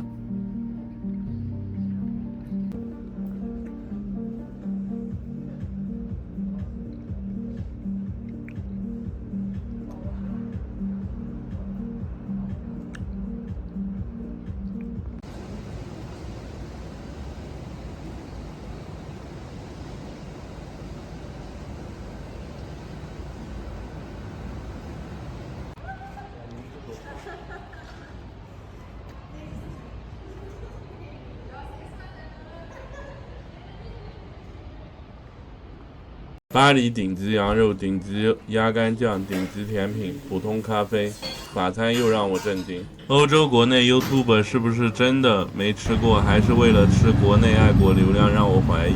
黑欧洲菜、黑白人饭就是流量，还是真的外国留子和外国中国人真的不会找餐厅？今天顺便说下在欧洲怎么找餐厅的底层逻辑。这个店我是2刷了，第一次感觉它食材和烹饪技术不错，所以第2天又来了。这个店也是几十年老店了，环境服务都很好，食材也不错，烹饪技术特别精致。我的选择前菜鸭肝酱配面包。第一次我来这个店，点的菜不是很合我胃口，但我能吃出它精致的烹饪技术。第一次点的前菜是个鸡猪肉的混合肉饼，很细腻香浓。我点了2个主菜，一个是生的牛肚肉，一个牛排，都不合我口味，但它做的很精致。不是摆盘精致，是烹饪技术很精致。比如它牛排5成熟，但是一滴血都不带，看着是鲜红色，一点腥味都没。不合我口味是我心目中牛排还是日本厉害，太瘦了。配的茄子蔬菜把我惊艳了，我没想到茄子能做出那种味道。我现在并不会因为大鱼大肉觉得哪个店好，颠覆我认知精致的觉得更好。那个生的小牛肚肉做的也震惊，吃的像三文鱼没腥味，我不喜欢可我佩服。今天我就选择了菜单上难度最高的菜来考验下它的水平。我一般去陌生餐厅不太会选择那些难度高的菜，都选安全的菜。我吃饭更在乎完成度，难度高的容易踩雷的我吃一口直接走，太浪费了。我觉得鸭肝酱这个东西难度就很高，鹅肝进货用料顶，基本不太容易失误。在上海个人建议不要点鹅肝，基本100%踩雷。现在法国鹅肝不好进来，都是山东的。现在上海1000家以上人均的都是山东鹅肝，没那么腥，但是回味还是有一点。今天这道鸭肝酱让我震惊到了，完全没有腥味，只有奶香味，虽然是冰镇的，微微带一点红酒的清甜，不夺味。朴实的摆盘还是很精致，比起米其林朴实。鸭肝这个东西我们国内基本都扔掉，这种品类能做到这种味道，水平高到离谱。它配这个面包比免费的更脆，小心思厉害。免费的2种味道带南瓜的也很绝。这道难度高的菜没让我失望，我特别认真做着回味，都没回味到一丝腥味，太屌。法国烤羊肉配顶级蔬菜，我今天都是选难度高的菜，羊肉比鸡肉、牛肉、鱼肉难度都要高。在国内羊肉没炖熟烤熟肯定有膻味，它这个看着像6到7成熟，味道太夸张，一丝膻味都没有。它这个不是特别热的那种羊肉，你要说它像烤的又像炖的，那种嫩滑不假的口感，带一点奶香味，大片吃肉真的好爽。味道太夸张，超过我吃过所有土耳其、新疆的羊肉，口感很精致。调味基本只有淡淡的盐味和肉汁的香甜，基本没放调料，无敌的很。我其实不太理解为什么国内自媒体中国人去欧洲各种黑欧洲饮食。就说个最简单的，在国内被奉为神的日料，日本料理人都梦想是去巴黎学习。我觉得菜一点的美食家，能去东京的，会找餐厅的，都把日料当神了。我目前还没见到来欧洲懂欧洲美食的中国博主，基本只有吃爱国流量黑欧洲的。巴黎我看了有个米其林2星还是3星是日本人开的，他也不是做日料，是法餐。我小时候看日剧，很多日剧都是主角去欧洲学习厨艺，又到日本开店的。现在东京也有一批法餐超级贵，很受欢迎，就我们中国人后知后觉，完全不懂。一个原因是中国接触的西餐跟欧洲顶级的真完全不沾边，包括上海米餐那个。我说日本是想找一个很强的参照物，如果日料 YYDS， 怎么日本人还跪着学习法餐？这个土豆味道也无敌，很细腻的口感，一点点淡淡的盐味，太好吃。胡萝卜用的也是欧洲顶级的，像水果一样，豆角普通。下面这个汁像红烧羊肉汤，很香，有放了八角的味道。其实欧洲美食太多了，我现在就教大家简单选欧洲餐厅的逻辑。直接避开汉堡、披萨、牛排、意大利面那种什么都卖的餐厅，也有好的，但是难度高。就好比你来中国避开什么川湘菜、火锅、包子这些游客吃的快餐的东西，当然也有好的，只是你不太容易选到。就好比你在上海找个正宗川菜给我看看，尽量选 Google Map 4.5分以上单一品类的，或者菜单没见过的。大众点评不能太多中国人去打卡，没有大众点评的也行，谷歌人气高点的。千万别想着去欧洲吃牛排，大部分卖牛排的都是游客餐厅或者快餐，或者看我去的里面筛选也行，我基本没去过游客店。这道羊肉顶中顶，你吃过就知道，朴实无华的摆盘，超过米其林3星的味道。选店也尽量别去那种米其林3星门店很大很宽敞的，那种基本开销都在服务和装修。国外跟国内还不一样，装修和面积、人工成本特别高，米其林3星我感觉食材都一般。我今天点了甜品，也是考验他甜品的能力，法餐甜品做得好的很期待。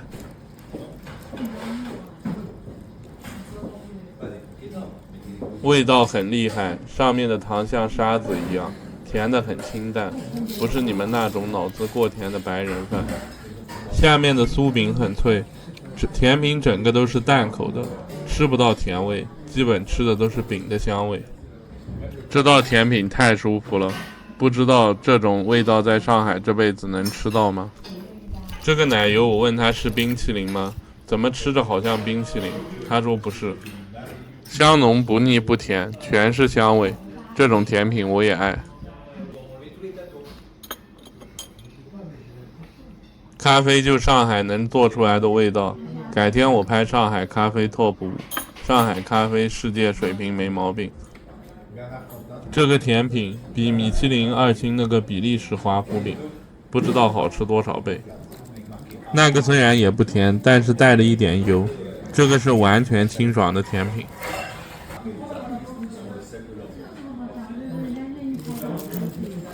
我过段时间去巴黎还要验证一下这个店的新菜单，选高难度的菜点。你们来点一个主菜就能吃饱了，50欧元以内，没必要像我一样点那么多。那个免费面包挺好吃的，吃点面包都饱了。上海的咖啡水平可能已经来到世界前列了。我在欧洲没专门找顶级咖啡店，喝过一些米其林的咖啡，感觉跟上海巨富长静安区的咖啡水平差不太多。总结一下，今天这家店用料顶级，技术顶级，每一道都很惊艳。评分等级7，5颗星，高级的食材，惊人的技术。比利时安特卫普米其林2星法餐欧玛卡塞。蒸不熟的烤鸽子会好吃吗？比利时皇家鱼子酱配金枪鱼泥，芒果糯米饭，最后松饼居然还是台湾女生做的。今天来到了安特卫普米其林2星餐厅 Jane， 在这个法式花园里，旁边还有个教堂，周边很漂亮。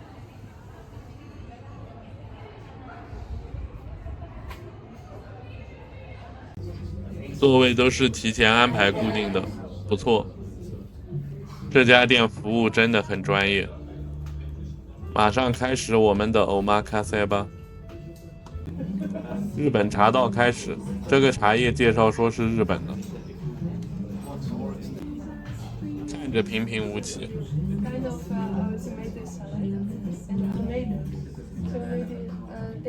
虽然说是茶叶，但喝着有点像汤，味道很惊奇，跟中国茶叶完全不一样，还带点咸味和薄荷味，可以，挺特别的。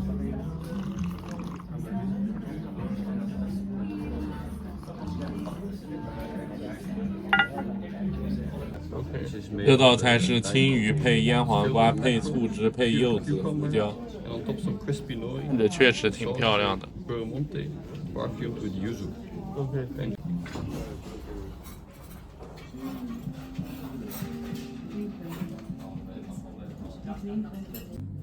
味道一般，跟日本寿司比不了，有点淡淡的腥味。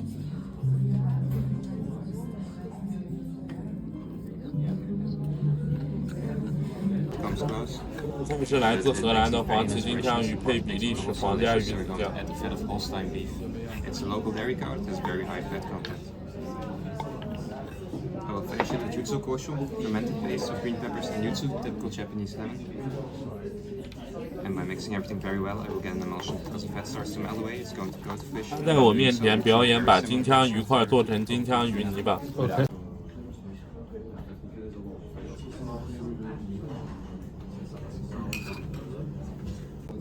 最后还加了一点柚子油。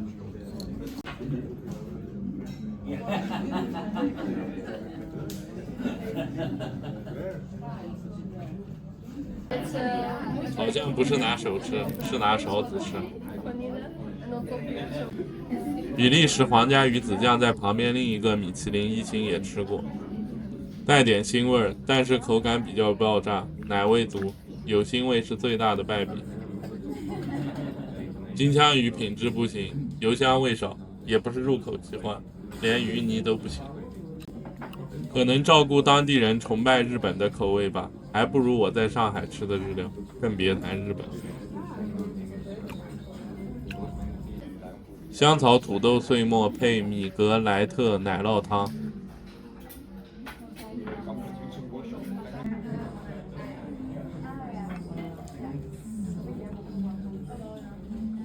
奶酪味道浓郁，搭配上面脆的口感，很香。这道菜不错。我还是喜欢欧洲吃欧洲菜，不喜欢欧洲吃日本菜，基本都踩雷。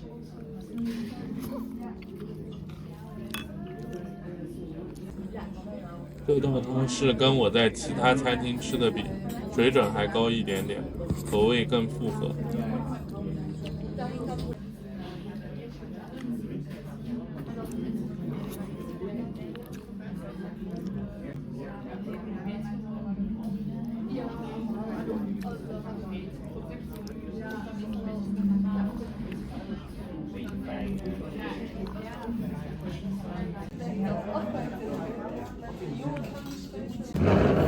茄集合2024都产自自家有机农家果园，看着真的平平无奇，这都能上桌，味道惊到我了，那种清甜的爆炸感，自然不过酸，顶级蔬菜，太清香了，这个品质绝对是世界最好那一个档位的蔬菜。我是一个超级不爱吃菜的人，这种小番茄平时我吃着等于在受苦。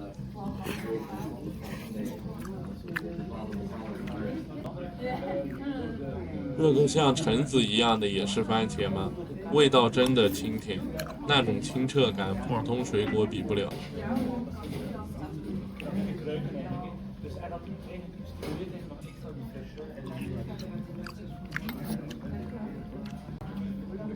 这个绿色的像葡萄一样，这道菜真的太牛了，全场最佳，你们肯定不相信。欧洲的顶级蔬菜再一次把我吓到了，外面买不到这种品质的。这的一道菜有一个唯一的败笔，下面有一大股洋膻味的调味。这家餐厅的老板思路总喜欢创新，但我觉得有点不伦不类。但是也影响不了这个番茄的顶级品质，真的太好吃了，感动。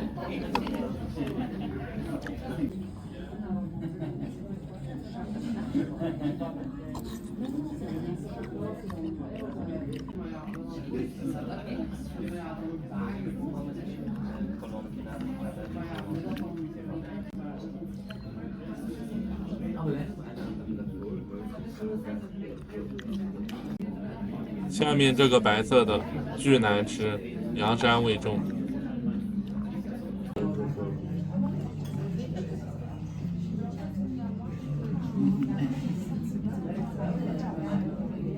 And we're going to 鸽子主菜终于来了。 As you can see, we actually filled all the pigeons. And we're going to do this for a couple days, so the pigeon really has the time to take over the flavor of the hay. And we're going to slightly smoke it and grill it as well on the Robata grill in the kitchen to really... 布里欧面包配紫菜黄油。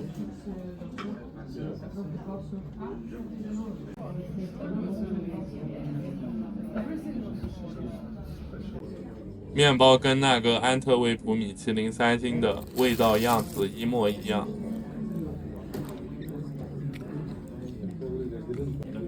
黄油挺惊艳的，香浓不腻，带点紫菜的味道。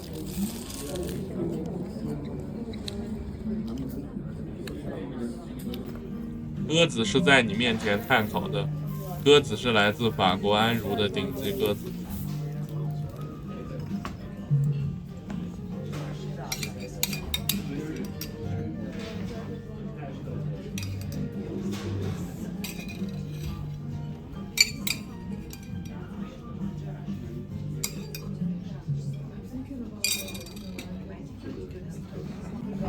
摆盘很漂亮，旁边那个小蛋卷是鹅肝。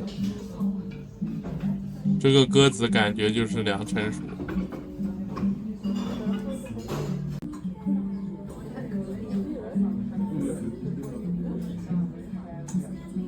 没血腥味，带点烟熏的香，味道可以，但我不喜欢生肉的口感。而且还带了一种野味的香。香味真的是挺无敌的，比新荣记那个鸽子好太多了。这个鸽子如果做全熟，那我肯定爱吃，材料是顶级的。这次欧洲我吃的每一家贵的食材都值，上海10家最多1家行，大部分都骗人。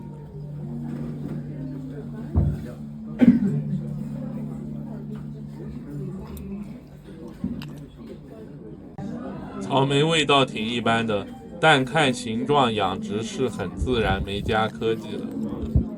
国内那种畸形草莓很多，当然法国超市我也见过，那种是加了科技的，别吃。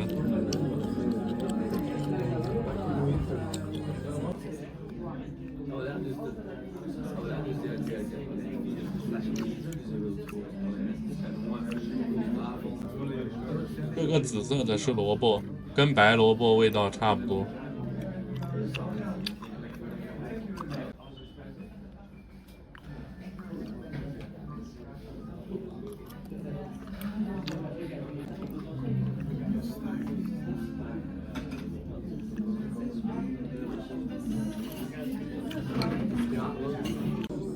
这个蛋卷中间应该是鹅肝，味道不错，没腥味。这道主菜食材真的很顶，就是不喜欢不熟的肉。芒果糯米饭。Combination, we got some sticky rice with coconut. The ice pearls are made of mango. 芒果刀工不错，直接雕成花了。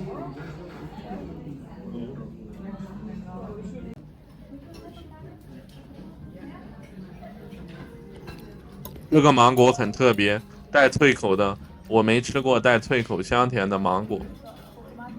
旁边这个橙色小球是椰子味的，有点泰国芒果西米露的感觉了。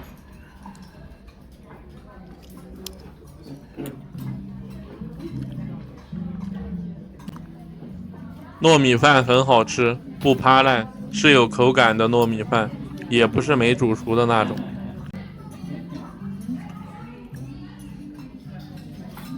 这道甜品满分，不过甜，不腻，吃了停不下来。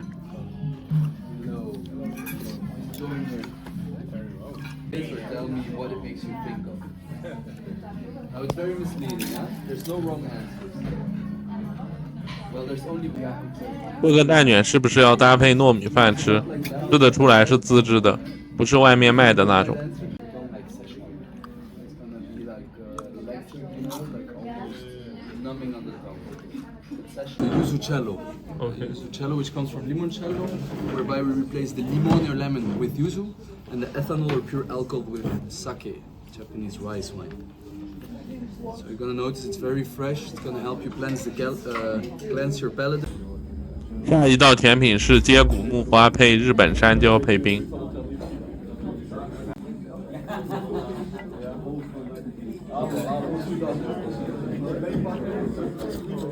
这个花椒不错，吃得出来是贵的花椒，不麻不辣，很香。整个沙冰是柚子味的。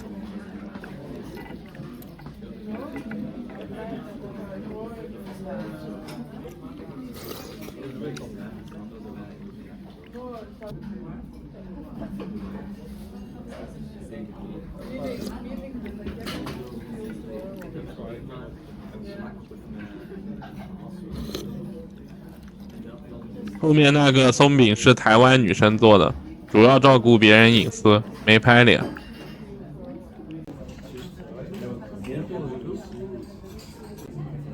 布鲁塞尔华夫饼配4种吃法，我最喜欢那个奶油的吃法，那个奶油顶级，完全不腻，很清甜。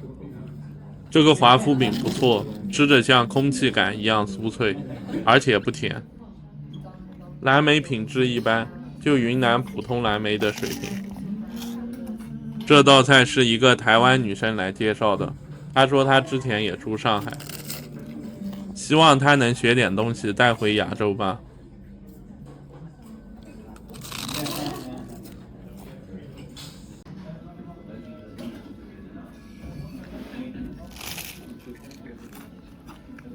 总体来说有几道不错，不差钱的可以来试试，预算有限不要来，不是太值。评分等级6，4颗星，高级的食材，专业的技术。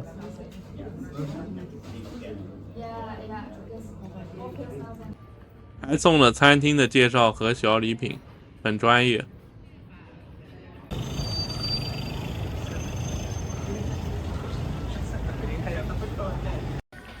今天尝下欧洲麦当劳和肯德基，居然牛肉、鸡肉肉质丰富。欧洲麦当劳、肯德基和中国相比，味道、价格究竟怎么样？今天来到安特卫普中央火车站，先找个麦当劳进去试试。主要是我之前嫌价格贵，感觉没必要去吃，所以没进去过。先来点餐机，看看价格如何。8欧一个汉堡，有点吓到我了。下面这些更贵，我都不敢往下翻了。好像没看到香肠汉堡，如果不是测评，我还想试试鱼汉堡咋样。这是套餐价格，那还可以，但中国好像是30几块，比中国贵1倍。选个最低配的，居然番茄酱还要钱，算了，吃个不带酱的，尝尝本味。国外饮料挺贵的，一般外面喝要3欧，工资不是说免费无限喝吗？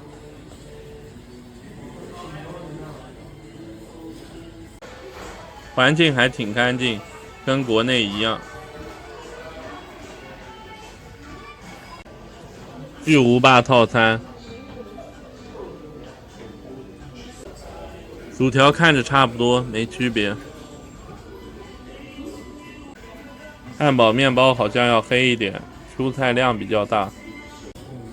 芬达颜色不一样，应该是味道不一样。这个应该是柠檬的吧。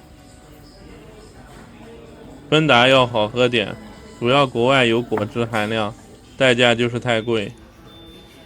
先尝下薯条吧。薯条比国内好吃一点，更面，可能因为是比利时薯条比较出名吧。盐颗粒感比较明显，盐确实好吃点，也不算咸。国内麦当劳薯条基本没放盐。来看看汉堡咋样？我感觉好像比国内大一点点。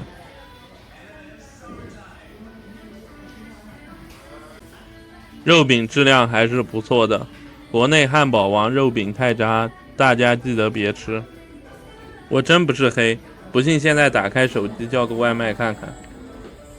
味道跟国内差不多，相似度80%，只是肉稍微香一点，没那么干，但是没汁。仔细放大看，确实牛肉饼有一点点油花，虽然没 Shake Shack 那么多。一般人应该吃着一模一样，因为快餐这玩意儿大家都是随便吃一吃。Shake Shack 刚进中国第一次吃，感觉牛味足，挺香的，但吃多了太腻难受。而且其实那个也不算香味，准确说是牛膻味。Costco 便宜一点进口澳牛都有那个味道，贵一点的美牛就没。纯味道欧洲赢了，国内麦当劳肯定输，毕竟价格成本在这里。不知道是不是我吃这家品控好点，之前法兰克福机场吃汉堡王比这国内差多了。但我最后还是选择吃国内的，因为毕竟是个快餐，欧洲价格太贵了。好吃的程度你不纠结，随便品品，那国内国外麦当劳基本没区别。薯条分量好像是大2到3倍，一会儿还真吃不完，我再吃吃。评分，连锁店半成品，但作为快餐，国内特别想吃的时候随便吃吃还行，毕竟童年回忆。安特卫普步行街，风景不错，带大家逛20秒，太久怕你们没耐心看。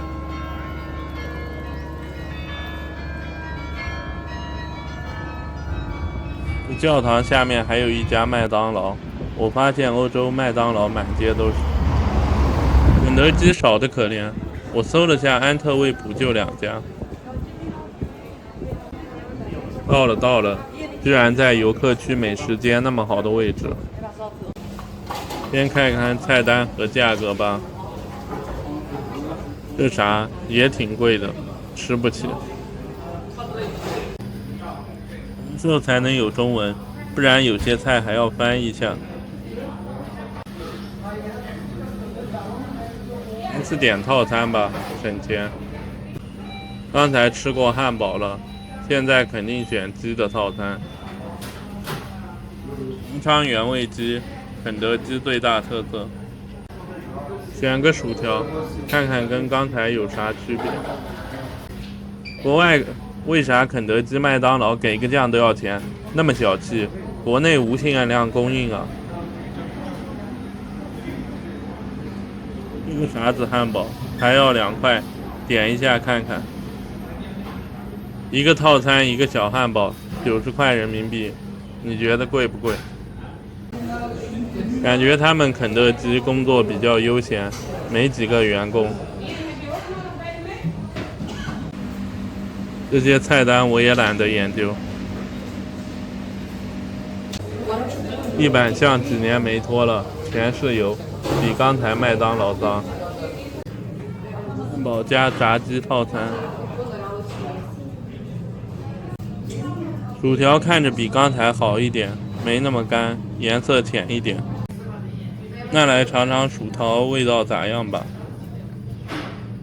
味道差不多，我感觉跟刚才麦当劳没区别，比利时薯条比国内好一点点吧。这原味鸡看着确实可以，冒汁流油。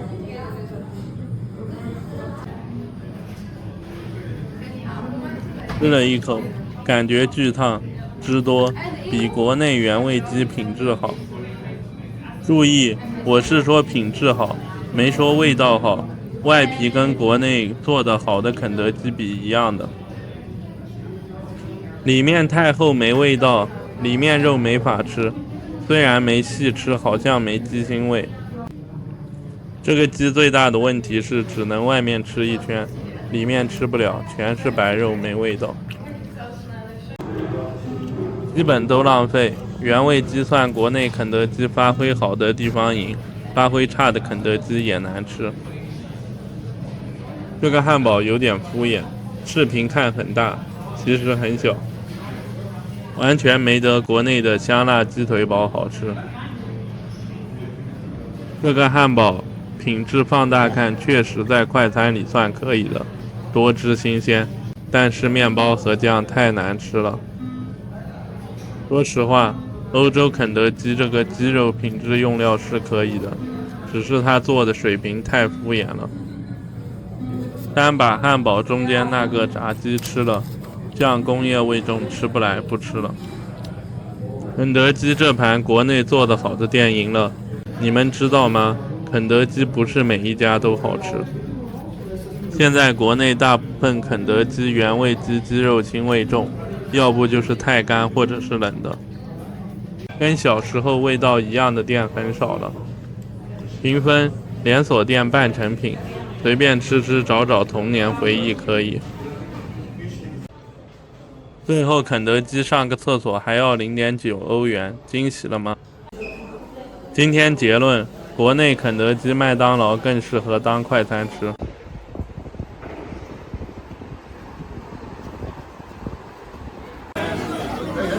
今天来到了荷兰海边，是欧洲行的第一个视频。Google Map 3000多条评论，高达4.8分的 BBQ 烤肉店，味道究竟怎么样？是难吃的白人饭吗？今天从上海飞欧洲荷兰阿姆斯特丹，快降落了，风景还不错。今天不想住阿姆斯特丹，因为是游客区，人太多，而且满街难闻的味道，具体是什么味道大家都懂的。所以我今天到了阿姆斯特丹机场，直接坐火车去海牙。我来欧洲之前觉得欧洲吃的肯定不咋样，国内抖音各种视频都说在国外吃不习惯，留学生还要靠老干妈续命。而且我大部分国外的朋友在国外都喜欢吃中餐厅，我就真信了。其实也因为大部分人找餐厅的水平没有那么专业，就好比我认识的老外在中国也吃不惯中国菜。我觉得抖音上跪舔中国美食的一部分老外有点假。有些老外吃到中国的合成肉，就说中国的肉不好吃是一个道理，只是因为你找的店不行，所以才吃不惯。好吃的店毕竟哪里都很少，云贵川的人到上海就说上海的面条太甜难吃。其实好吃的上海面条并不以甜为主。第一印象很重要，只要你第一印象对这个菜系好，之后你吃到的稍微差一点，你也能接受了。人都容易接受自己想接受的东西。综上所述，不是白人饭难吃，只是大部分人一开始没选到真正做得好的。我本来找了一家 Google Map 4.6评分米其林1星的餐厅，到店以后说包场了，不给吃，真惨。国外是这样的，很多餐厅不预约没办法吃到。日本更夸张，基本好一点的餐厅，不预约100%吃不到。餐厅一般开在景区，这种餐馆在国外特别多，我之前吃过几家都踩雷。我很好奇他3000多条评论，这么多流量，还能4.8分，很牛。国内大众点评我从来不看评分，因为听说可以刷或者买。国外这个 Google Map 的分数不太一样，更具有参考价值。4.5分以上的餐厅，评论过200的，基本不太会踩雷，最多就是味道普通。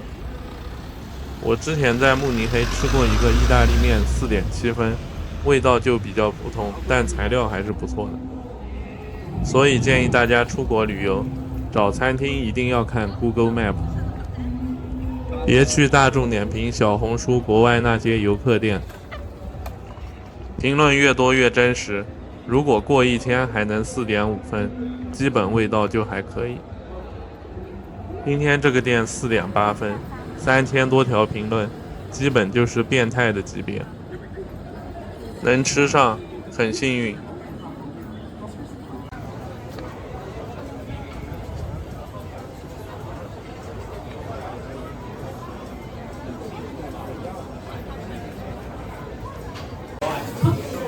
人超级多，运气好，老板很热情，帮我加了一个位子。气氛很好，基本没有游客，都是本地人聚会的店。来荷兰就是要吃 BBQ 烤猪排骨，比较有特色。不太建议点牛排，容易踩雷。点了可乐，挺贵的，要3.99欧元，差不多30多块人民币。烧烤就在门口，名厨，不是预制菜，稳了。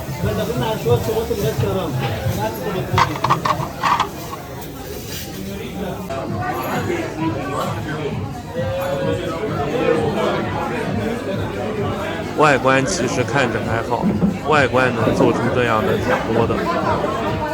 温度是可以，很大的热气扑面而来。配菜看着比较普通。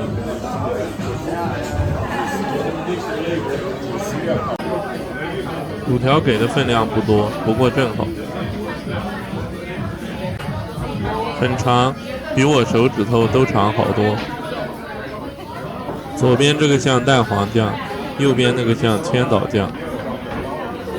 薯条味道不错，不是那种半成品丢进去复炸的，质地很粉，也不干。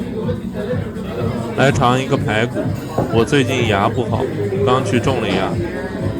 第一感觉酱汁很鲜甜，跟普通排骨店用的那个酱汁不一样。酱汁也不会很浓稠，太浓稠就有问题了。肉质偏瘦，不是肥瘦相间的，完全不柴。能做到不柴，全瘦肉肯定更好吃。它这个肉选的不错。土豆泥正常，可能要拌着酱吃。这个蔬菜沙拉看着平平无奇，吃了一口把我吓到了。这个卷心菜居然有一半是甜的。我一般在国内西餐厅吃的，就算是收费50块一份的，也就是普通卷心菜。国外这种大众西餐厅吃的也是普通卷心菜，只是汁水多一点，甜的还是第一次吃，牛。中间部位肉特别厚，完全没猪骚味，肉香味足。我在门牙不能用的情况下，一咬基本脱骨，火候真的无敌。如果爱吃糖醋小排的，这道菜就更好吃，而且吃的特别爽。味道不会过甜，什么口味的人都吃得习惯。这块肉特别厚，舒服了。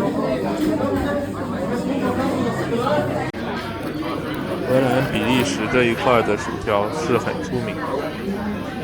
目前我吃到的区别主要就是薯条比较厚，粉不干，酱稍微好吃点。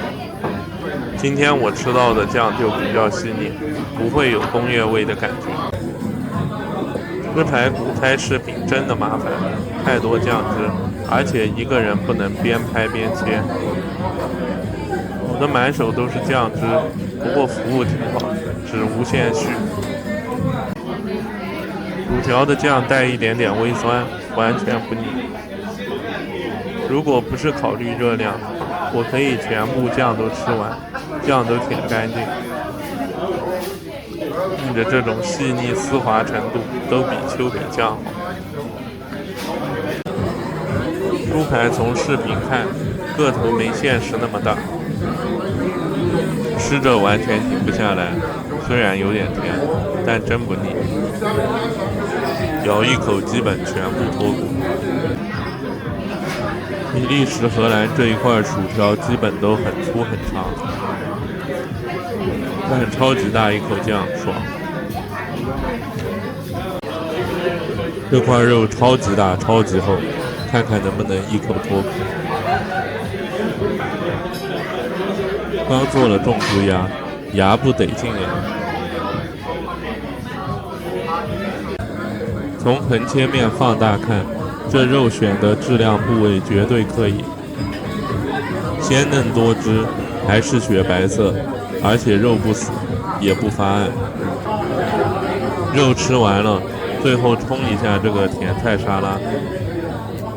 这个沙拉看着普通，就像快餐店的，配比一半甜菜，一半普通卷心菜，吃着每一口都是脆甜的，跟在国内吃的沙拉吃草感觉完全不一样。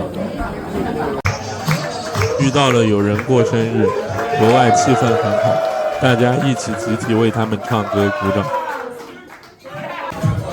买单给了10%小费，不能逃啊，不能丢中国人脸。老板送了冰淇淋，味道很特别。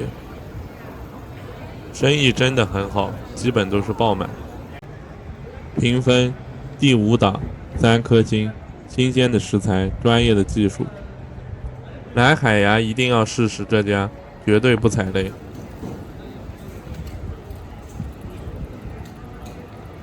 上次希腊烧烤大餐踩雷，今天吃了旁边名字一样的希腊烤肉店，居然惊喜。这家店居然变成了我的食堂，在欧洲每个星期都吃一次。好吃的烤肉满满，还加上米饭，这不就是完美喂饱了中国胃吗？这些希腊餐馆店里全是音乐，有管侵权，只能静音了。附近有2家希腊烤肉，名字都一样，真正好吃的是另外一家。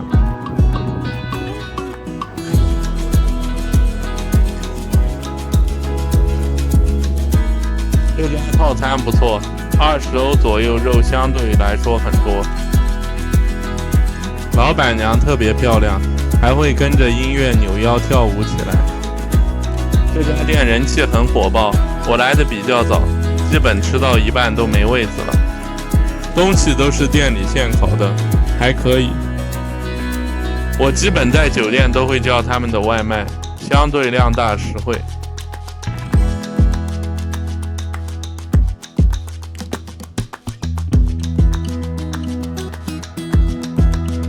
我没选择第一个招牌的，因为那个烤羊肉太咸了，这个选择基本没有咸的。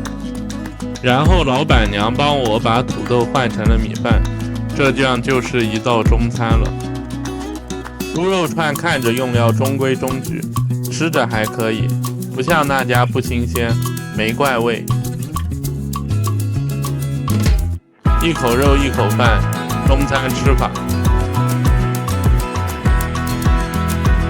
它这个猪肉串味道还是可以的，如果能吃2-3串就行。欧洲这边人我感觉吃的肉都比较瘦，没什么肥肉。我不知道是他们开店要求高还是饮食习惯，猪肉羊肉都没肥肉。希腊好像不是穆斯林，他们吃猪肉，土耳其菜不吃猪肉。我在欧洲不吃中餐，我感觉这些跟中餐基本没区别了，调味也是放点盐。过了一会儿，店基本坐满了，这家生意挺好的。鸡肉串是鸡腿肉做的，看着有点油花，挺好吃的，不老，很香。但是看视频，我总感觉这个有点像半成品的串串，所以这个也是我给不了它高分的原因。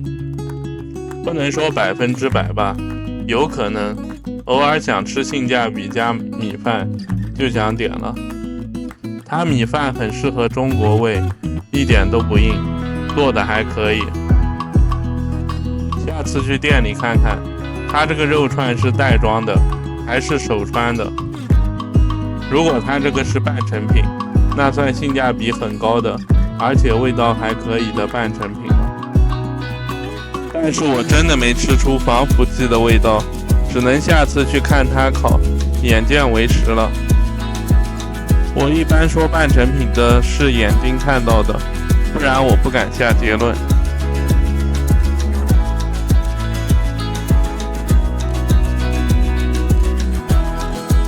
羊排中规中矩，没羊膻味，但是香味淡，不算不新鲜，没怪味。味道肯定没办法跟土耳其烤肉的比，只能说比中国一些卖羊肉的稍微好一点。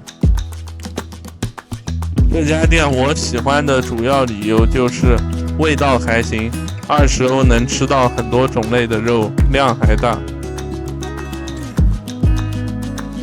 肉饼没吃出来是什么肉，可能是牛肉的。肉饼比较瘦，没汁水，也不算干，味道不错的，配米饭还可以，很中餐。可能你们视频看着很小，但是我看食物量挺大的。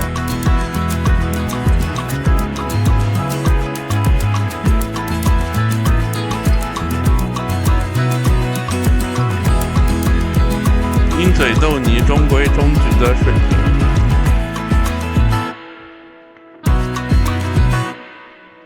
沙拉就是很普通的，跟快餐的没太大区别。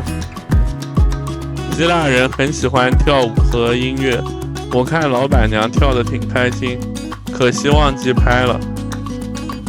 老板娘就是视频开头店门口金发的那个，比较符合中国人的审美。肉饼肉质还是可以的，中间颜色挺好看的。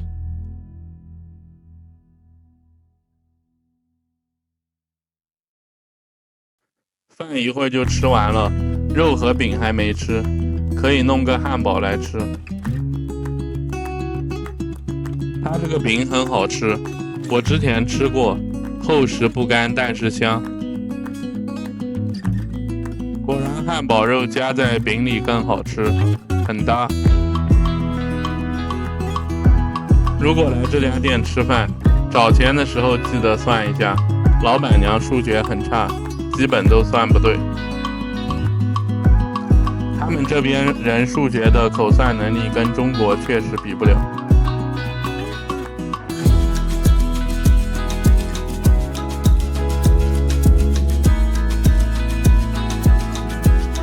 汉堡肉吃完了，来吃鸡胸肉汉堡。鸡胸肉必须夹着吃，不然柴。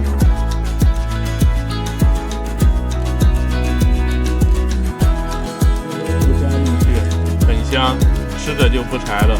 这个是正确吃法。鸡胸肉的横切面明显看着比另一家店好，还有一点汁。我吃多西餐懂了，为什么老外爱吃鸡胸肉？虽然柴，但是比鸡腿肉要香。这个店属于快餐店，吃个性价比较高的米饭肉食套餐，还是不错的选择。你们看这个切面，感觉又不像半成品，可能是它那个炉子火不够大吧。这个店没多好吃，但是我可能还是会经常点。如果大家去安特卫普大教堂玩，是中国味，可以来试试，这个价格分量不算太贵。大部分中国人去大教堂会吃那个炸鱼店，我觉得冬天还行，夏天一塌糊涂。但也不能盲点，里面雷挺多的。评分等级3，普通的食材，正宗的技术。这个店还可以。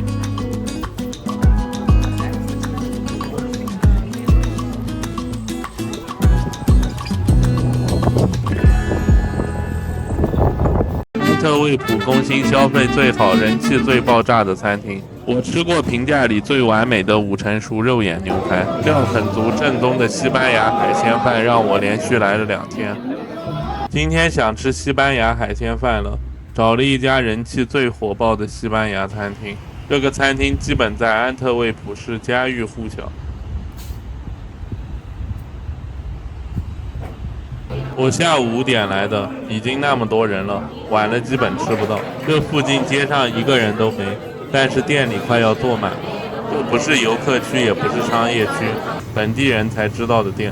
这牛排颜色太漂亮了，服务员跟我说是加拿大的牛排。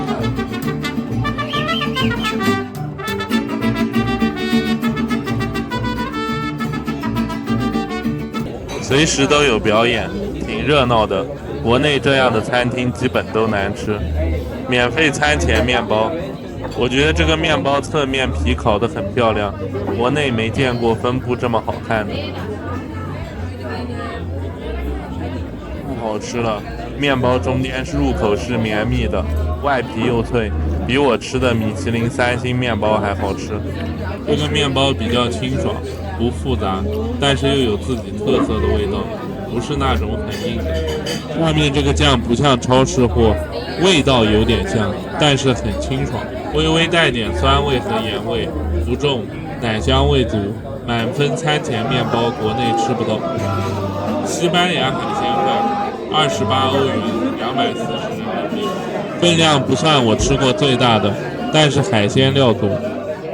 先看看米饭是不是你们说的白人加深饭，米饭好吃，不加深，有点像黄焖鸡米饭泡了一点汤汁，不多。虾仁超级大，不腥，脆弹，不算顶级鲜美，正常水平，确实没腥味好吃。米饭整体调味就是一个升级版的黄焖鸡米饭，超级大的鱿鱼圈，超级好吃，脆弹，跟国内那种腥臭味的科技铁板鱿鱼完全不一样。他们家这个海鲜饭完美了，融合度高，不像巴黎那个有点死。清口腥味重，吃不来。这个跟中餐调味完全一模一样，跟上海那些奶油芝士海鲜饭不一样。蛤蜊不错，没腥味，国内海鲜大排档水平。章鱼仔超级好吃，脆弹鲜美，完全没腥味。这家店海鲜饭太爽了，完全没必要吃中餐，这个就是中餐，这个可以每周吃。全场最佳是鱿鱼圈，第二是章鱼仔，这个好像也是个贝类，很好吃，是什么我忘了，我只记得新鲜不腥。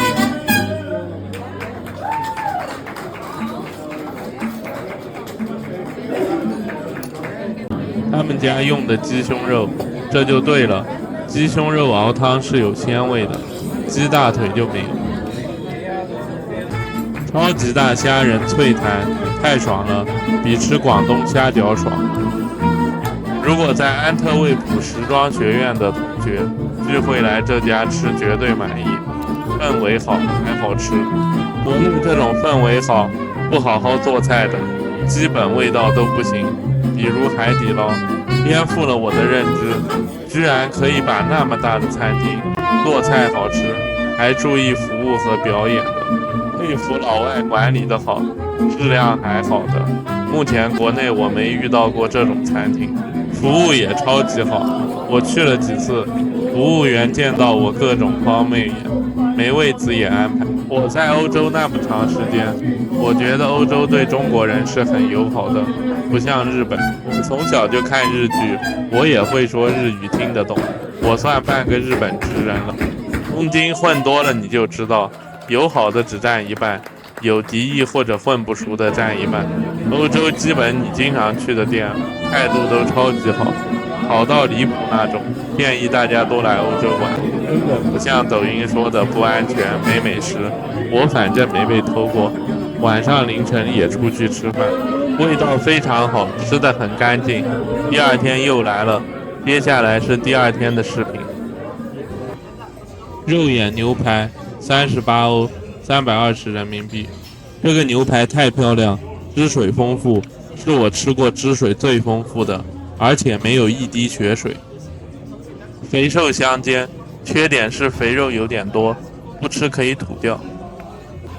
薯条看着不像半成品，有点拿不稳。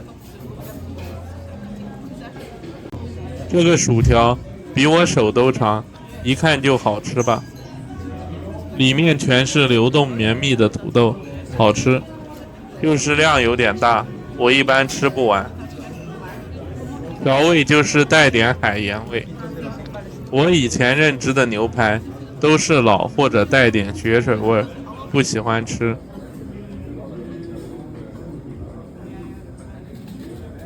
这个牛排绝了，一咬全是爆汁，一点都不老，肉很香。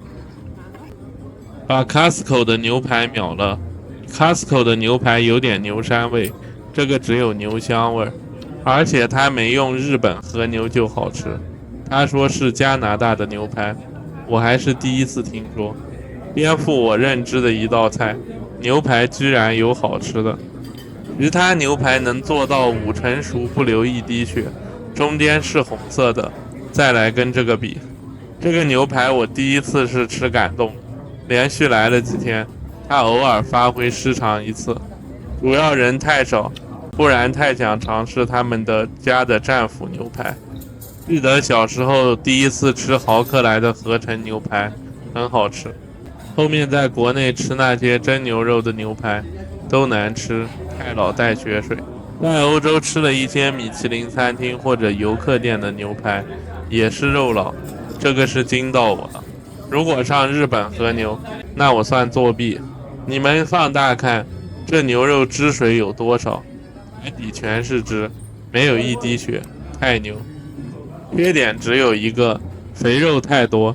我现在思考，这个肥肉不会是合成上去的吧？但我真的没吃出合成肉的味道，还是他拿了个网把肥肉压上去保持多汁的。但是它中间没全熟，也不流一滴血，可能是肉质好吧？有没有懂得上来说一下？我现在理解为什么安特卫普人那么少，这个餐厅生意却那么好了。我看了一下，这个餐厅好像还是50年老店。我真的希望有一天我们国家那些老字号不像现在一样开连锁店割韭菜，能真正出现一些传承的店，不然很多中国菜都断档了。你们是不懂，就说个你们无法理解的，火锅都快断档了，现在重庆还有几个不是工厂底料，而且大部分人根本不知道真正火锅吃什么菜，或者怎么吃，包括一部分重庆本地人。希望中国餐饮能越来越好，美食能传承下去，而不是半成品传承下去。评分等级5，3颗星，新鲜的食材，专业的技术。我觉得它没用到高级食材，主观觉得味道比一些米其林好吃，性价比高。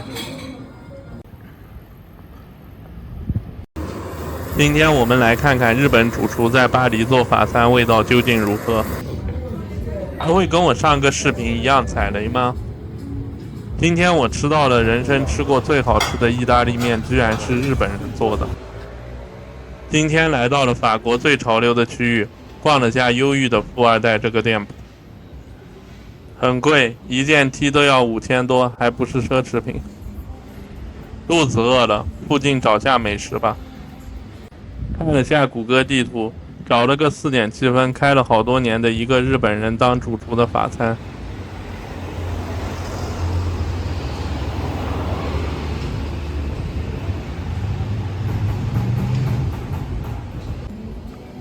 看了下门口贴的菜单，性价比超级高，午餐45欧一个套餐。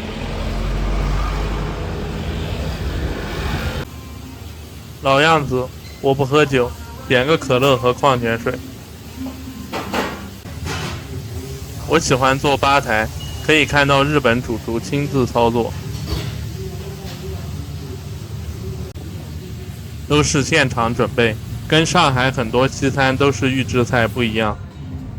生意确实不错，基本都订满了，看谷歌地图说很多人来都吃不到。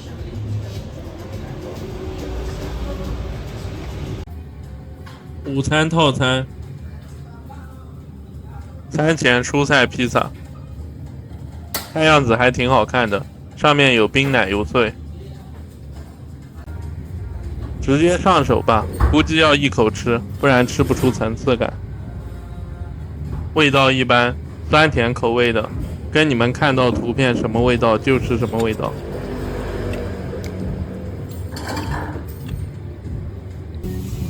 烤面包看着正常水平。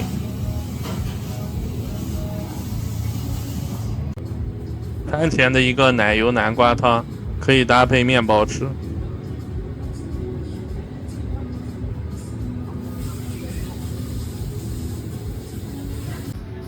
先单独尝一口汤试试好喝不？吃着像奶油南瓜冰淇淋一样，是冷的，很好吃。口味香浓微甜，用的牛奶和奶油很好。尝尝中间这个是啥？脆的，有点像巧克力饼干，搭配的不错。这道菜味道很好，跟安特卫普法餐水平一样了。搭配面包看看味道咋样？我现在牙不方便，吃这个硬的不得行。面包特别脆，搭配这个奶油汤吃特别搭。一会儿就把面包炫完了。第一道披萨感觉一般，这道菜吃完稳了。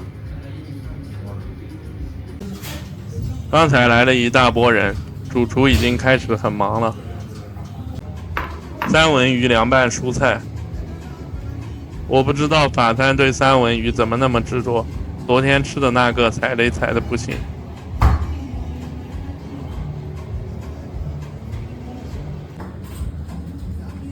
先搞一块三文鱼看看咋样，颜色明显比昨天好太多，是新鲜的三文鱼，你们可以倒回去看看之前的。味道就是新鲜的三文鱼，调味是酸味，有一丁丁点微微的腥味被压下去了。黄瓜就是普通的黄瓜，不出彩。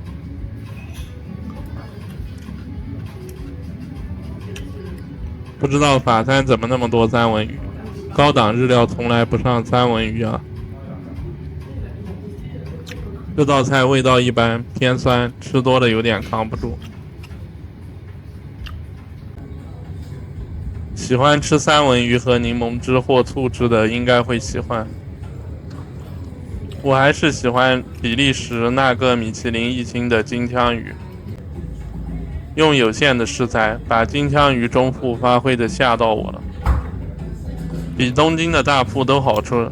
没看的可以回去看看我比利时那期最美米其林。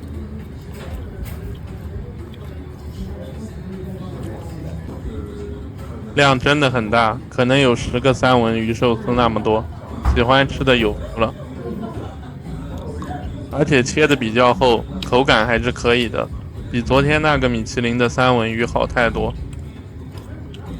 但是跟我在东京吃过的人气回转寿司三文鱼比，有差距。差距就在这个腥味一丝丝还是用料汁压下去了，那个完全没得。奶油芝士意大利面，这道菜用喷枪喷的，好看，而且我摸了盘子，也是很烫处理过的。上面芝士被烤焦了，这会好吃吗？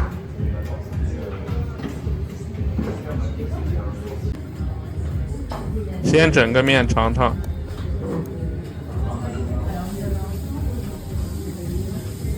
用的宽管意大利面，我平时不爱吃这种。味道真吓人，面很弹，主要是芝士奶油太香浓了。2块一起更爽，越吃越感动，真的好吃啊，超过法兰克福那家意大利面了。我之前在法兰克福吃过一次好吃的意大利面，疯狂在德国和比利时找了10几家，全部踩雷。问题主要是奶油太腻，面甩水不行，要么就是浓到吃不下去。这家震惊了，香浓细腻，不腻，调味很柔和。面条也是日本拉面的高水平，一滴水都没有，无敌。这碗面让我有了下次去意大利找好吃的意大利面的动力。总不可能最好吃的意大利面是日本人做的吧？里面用的蘑菇很像云南的鸡枞，高级野生菌无疑。今天改变了我对宽面的看法，之前吃的宽面都不入味，分量太少了，这个味道，这个分量，我能吃5份。我跟日本主厨说，你做的这个意大利面惊到我了，味道真夸张。他跟我说这道菜是他特别出名的料理，原来是招牌菜。全部吃完，奶油都喝干净了，很细腻，不会觉得腻。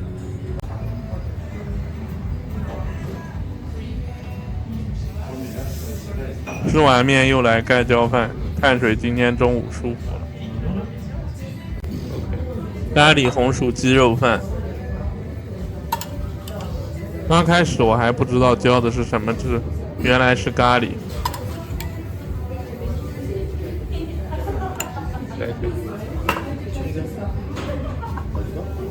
摆盘还是挺好看的。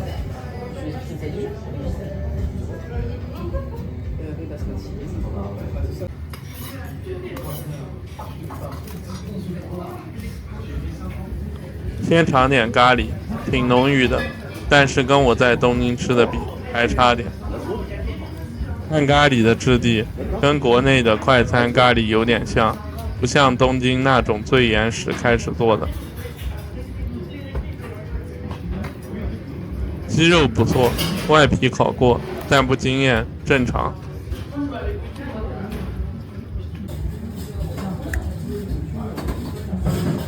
烤红薯很好吃，香浓绵密，又不甜得过分，能跟新荣记红薯五五开。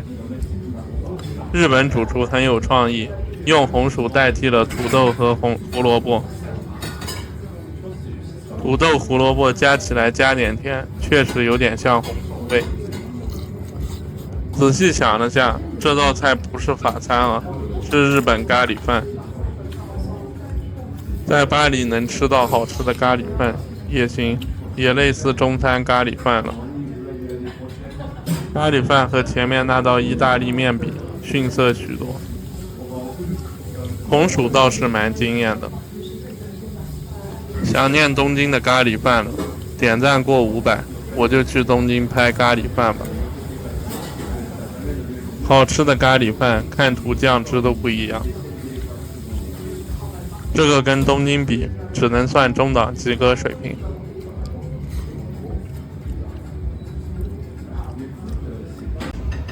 甜点，奶油芝士蛋糕。摆盘很漂亮，大家现在能看出菜品的光泽度吗？光泽度暗淡的，基本都不好吃。上面这个奶油像空气一样，奶香味很像希腊酸奶，但是有点带甜。希腊酸奶我吃不来，没味道，这个带了一点点甜刚好。绝了，不知道怎么做的。下面应该是芝士蛋糕，丝滑，跟国内的不一样，还有微微的冰，有点冰。不甜不腻，没那种厚重的颗粒感，是丝滑的，无敌。又是一道顶级甜品，顶级甜品必须具备不腻不甜、丝滑细腻。厉害的法餐师傅必须甜品也是高档次。外面蛋糕店、甜品店反正买不到这种级别的甜品。顶级的甜品肯定不能量产，得大师一个一个亲自做。今天这才满意了，价格还低，建议你们来巴黎都来冲。评分等级6，4颗星，高级的食材，专业的技术。我已经订好第2天晚上的晚餐了，我不知道他有没有5颗星的实力。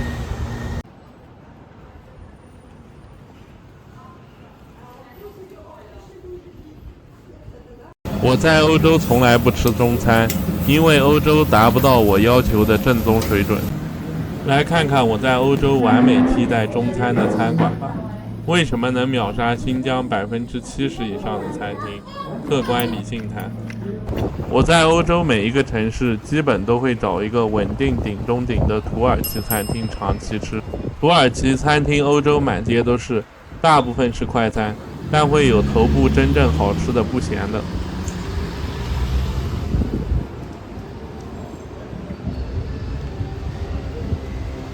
这附近有7、8家土耳其快餐，只有这家是真正很多穆斯林来吃最火爆的。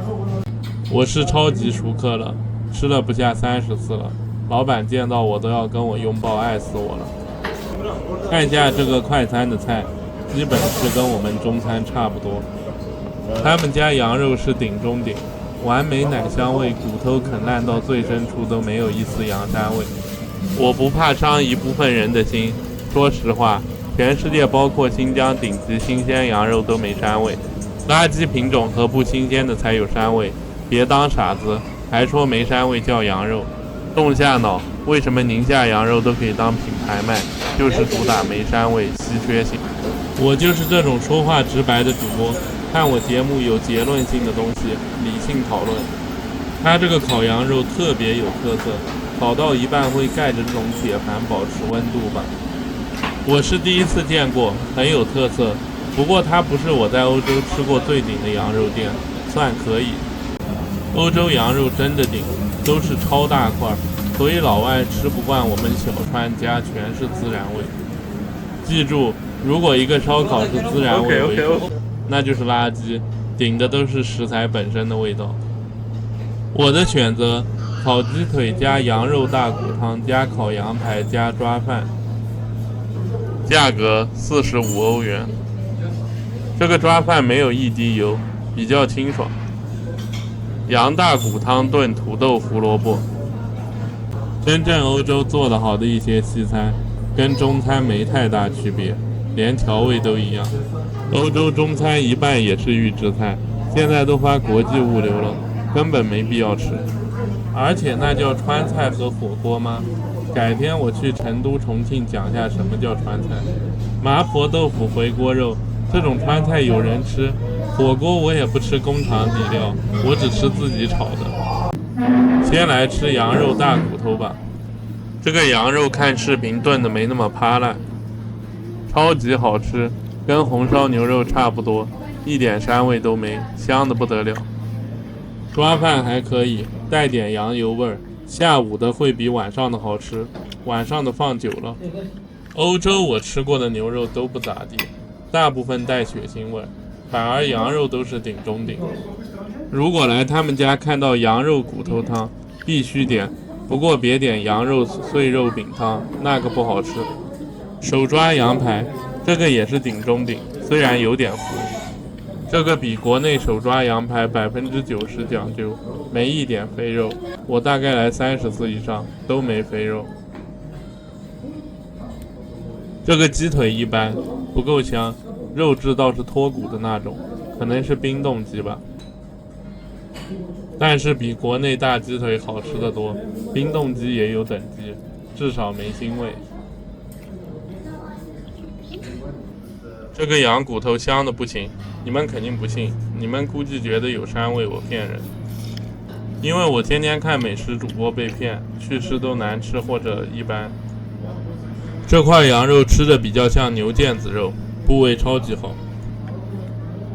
我觉得这个就是在吃中餐，配米饭吃真的爽。为什么能秒杀大部分新疆餐厅？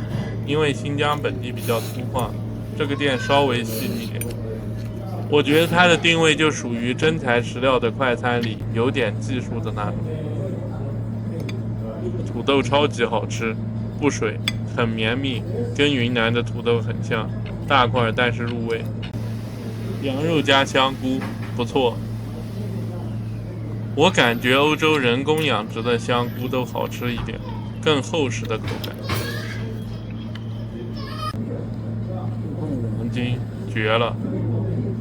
你们觉得这是抖音上讽刺的白人饭吗？讽刺的欧洲食品。胡萝卜好吃，更甜，不会像国内买的一些没味道。但这些都算不上欧洲高档蔬菜，算普通里还可以的。羊肉汤我平时都喝完，开视频点太多了，得先吃别的。好喝是好喝，清爽香浓，调料味少，都是食材的味道。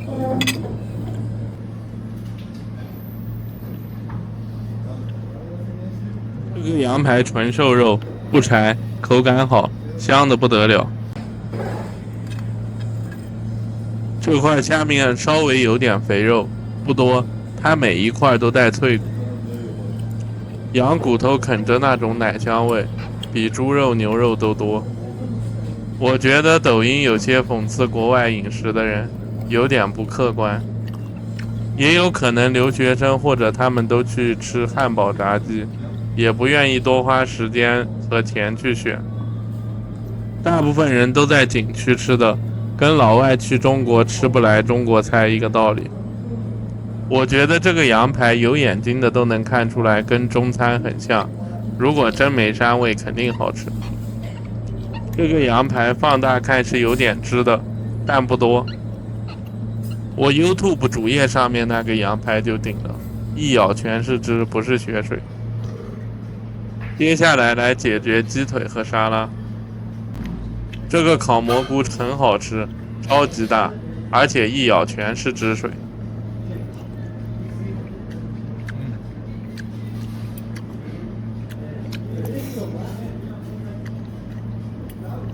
中国人还是得吃米饭。来个虎皮辣子了，做法很正确，已经是这种软的了，完全没必要去吃那些不正宗的中餐。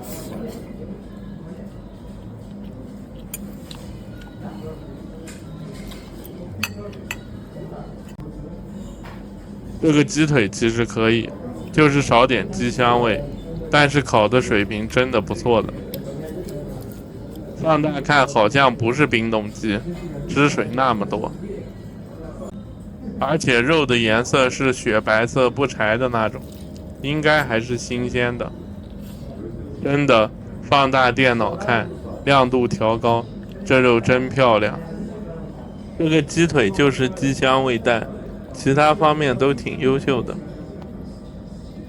他们家的烤鸡翅，那是香的不得了，跟国内买的那些鸡翅味道不太一样。如果有人去，一定要试试。那真的是鸡香的不得了。他家这个沙拉就是普通快餐店的水平，种类丰富，类似你们说的吃草。我那天没吃对，应该把橙子汁全部挤到菜上会好一点。它这个很普通，所以在吃草。优秀的沙拉就不是吃草的感觉了，蔬菜会脆甜。他家的薯条也不行，是半成品复炸的。评分：新鲜的食材，正宗的技术。给2颗星是因为它确实还不够细腻，老板的定位还只是快餐。很好了，我会经常来。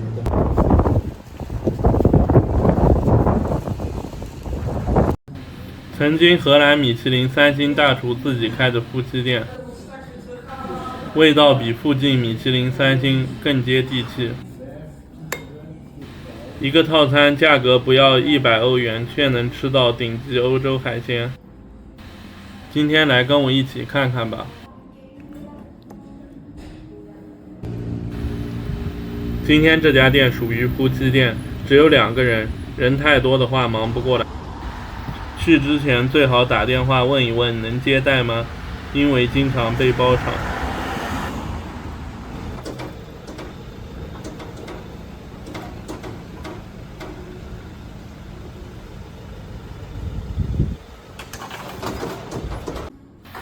菜单全是荷兰语的，看不懂。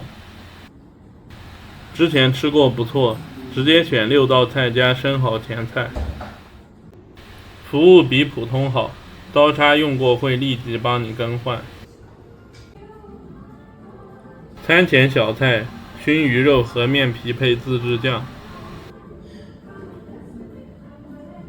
这个是固定的免费小菜，基本不太会更换。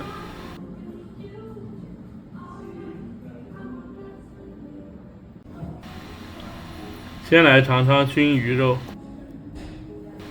虽然是熏鱼肉，但远处就闻不到什么鱼腥味，味道不错，像是梅子酸甜味，搭配鱼肉的口感，没有任何腥味，越嚼越香，很好，还有一些碎碎的颗粒，又提升了复合的口感。这道菜的最大难点就是没腥味和酸甜双重味道，还有就是嚼着带点颗粒感的复合口感。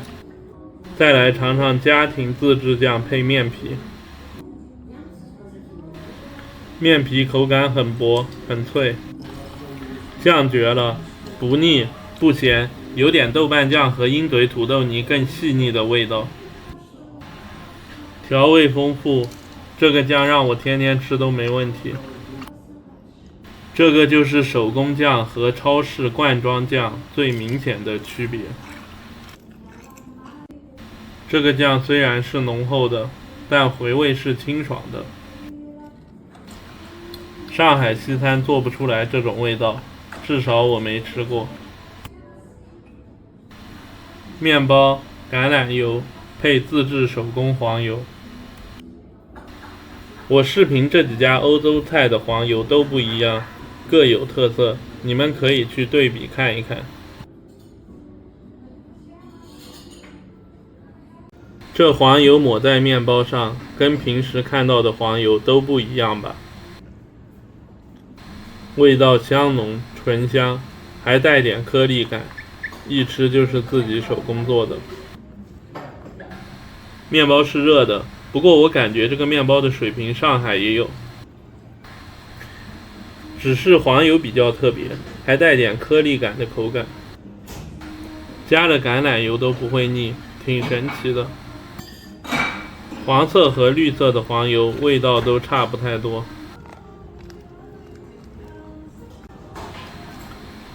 生蚝号称吊打法国吉拉朵生蚝，品质那么好的生蚝才5欧一个，性价比高。搞一点柠檬汁，不挤太多，挤太多就只有柠檬味了。个人感觉还是上次冬天来的生蚝更漂亮，建议冬天来吃。这个生蚝带一点生蚝那种味儿，有一点腥，口感比较脆嫩。要是吃不了国内生蚝的，不建议点。要是吃得了，一定要试试，口感还是无敌的。第二个生蚝没腥味，就很好吃，品控还是有问题。但是它的生蚝都有个好处，带点水果的香味。下面汤汁不能喝，那个会有点生蚝味儿。第一道菜终于开始了，是一道大西洋青鱼刺身配蔬菜汁。青鱼刺身这道菜做不好容易有腥味，没有腥味，味道跟下面清香的蔬菜汁融合度高，不过鱼的油脂感几乎没有。这块口感比较奇特，配合上面蔬菜的种子粒子，有嘎嘣脆的口感。吃到下面才发现，这个番茄汁很清香。这道菜妙在鱼的清香搭配蔬菜的清香，鱼和番茄一起吃更清甜。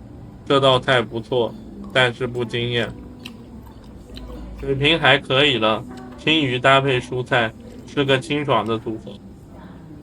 黄瓜这道工确实厉害，但用料不够出彩，没巴黎那家蔬菜用料牛。很清爽，我最后把蔬菜汤汁都喝光了。番茄红花小羊奶南瓜汤。番茄红花是世界上最贵的香料，重量非常低。先拌匀再喝，香味很浓，羊奶都有点反酸味，最上面惊艳了，还很脆。早餐这些汤都是冷的，与其说是汤，更像是在吃冰淇淋。这道菜不错，水准线之上，羊奶好，上面的番茄红花也很香脆。这一大口真的挺爽，适合喜欢吃冰淇淋的。全吃完了。野生红脑鱼配榛子、豌豆香菜汤，还有旁边的野生蘑菇。摆盘确实挺漂亮的。我准备先尝个蘑菇，一吃就是野生蘑菇，跟云南有得一拼。这个厨师夏天蘑菇运用的非常好。现在准备尝一口鱼，有点难弄开。这块带着榛子和鱼一起，味道还可以吧，不惊艳，没腥味，鱼肉口感不夸张，有点小失望。去年冬天他那道冬季鳕鱼把我差点吃哭了。你们视频看到是什么口感就是什么口感，没腥味，但是也没什么特殊的香味，就鱼肉。下面豌豆汤调的跟 HET 那家豌豆汤一模一样。这道菜我觉得最惊艳的就是这个蘑菇，高水准，口感爆汁，还香浓。这道菜是多宝鱼、芦笋、澳大利亚坚果，上面还有花瓣，摆盘真的好看。下面是奶油汤，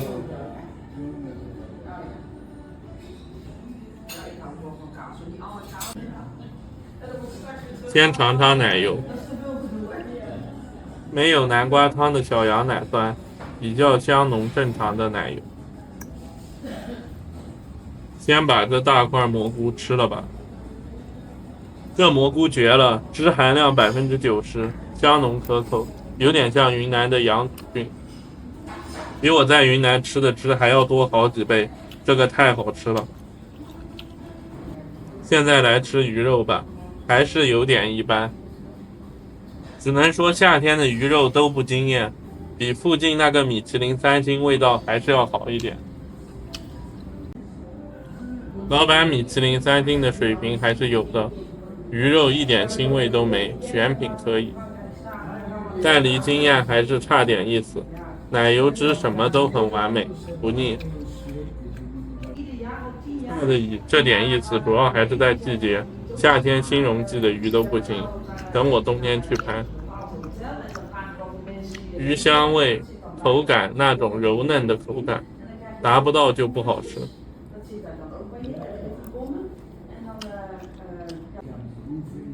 厚度适柳，也不老，我在他家冬天吃的能达到我5颗星的水平。下面这个蔬菜我是没吃懂，一般，有点像蕨菜。小牛肚肉、牛排和土豆，咋看着像水煮的一样，是不是要踩雷了？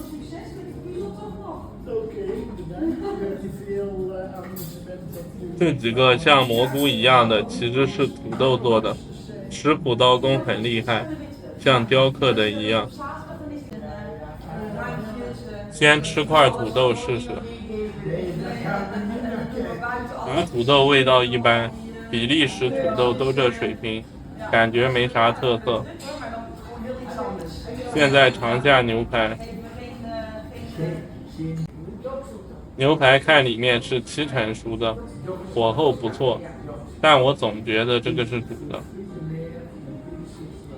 弄点它的特制酱汁看看味道咋样。感觉在欧洲目前还没吃到惊喜的牛排，还是牛排这种东西就没好吃的。味道就是水煮牛肉，感觉踩雷。牛肉我只喜欢吃中国牛肉或者日本牛肉，欧美牛肉目前还没吃到好吃的。Costco 那些美国牛、澳洲牛我都吃不来。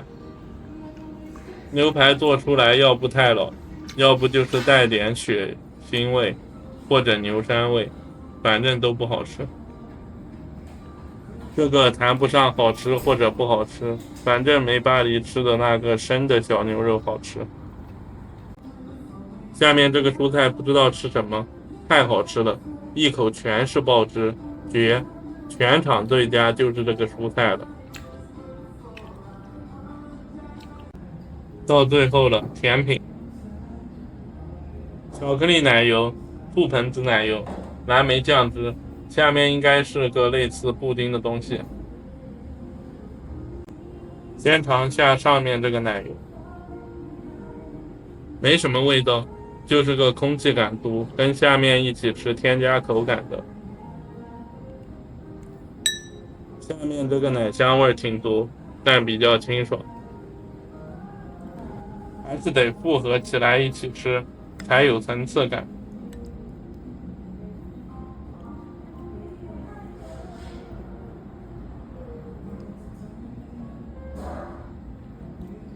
确实，加点这个带点酸味就更好吃了。不过这个甜品不惊艳，一般，这种丝滑奶味我吃多了正常。这一大口还是挺爽的。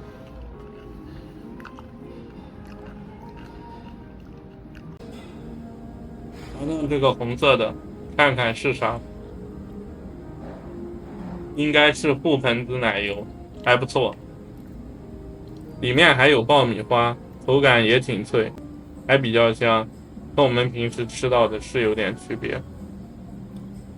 咋说呢？这道甜品不是说超级惊艳，只能说及格，不算甜，各种复合口味都有一点，还行吧。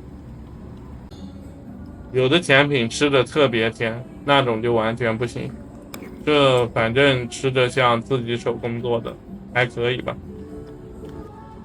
最期待的冰淇淋来了，我真的不知道它冰淇淋是怎么做的，怎么会那么好吃？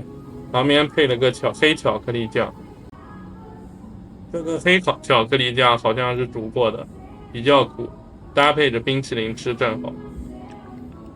哇，它这冰淇淋太绝了，我真的想天天吃，那种丝滑香浓的奶香味，不管在哪里吃到的冰淇淋都达不到这种口感跟味道。上海现在不是流行挤拉头吗？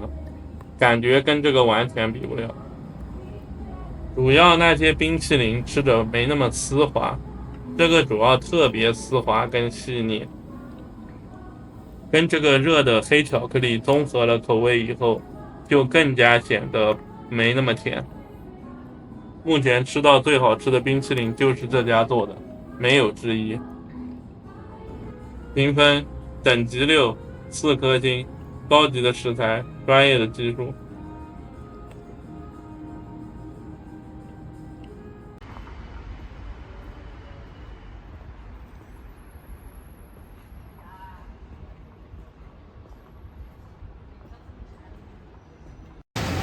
据说是巴黎最正宗的西班牙海鲜饭，味道究竟如何？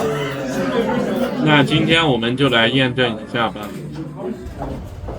Google Map 找了一个4.6分评论200家的西班牙海鲜饭，位置在巴黎19区，反正不是游客区，也不是沿街商铺，应该挺正宗。正宗西班牙海鲜饭都会放鸡肉或者兔子，上海的看着都不放，只放海鲜，很不正宗。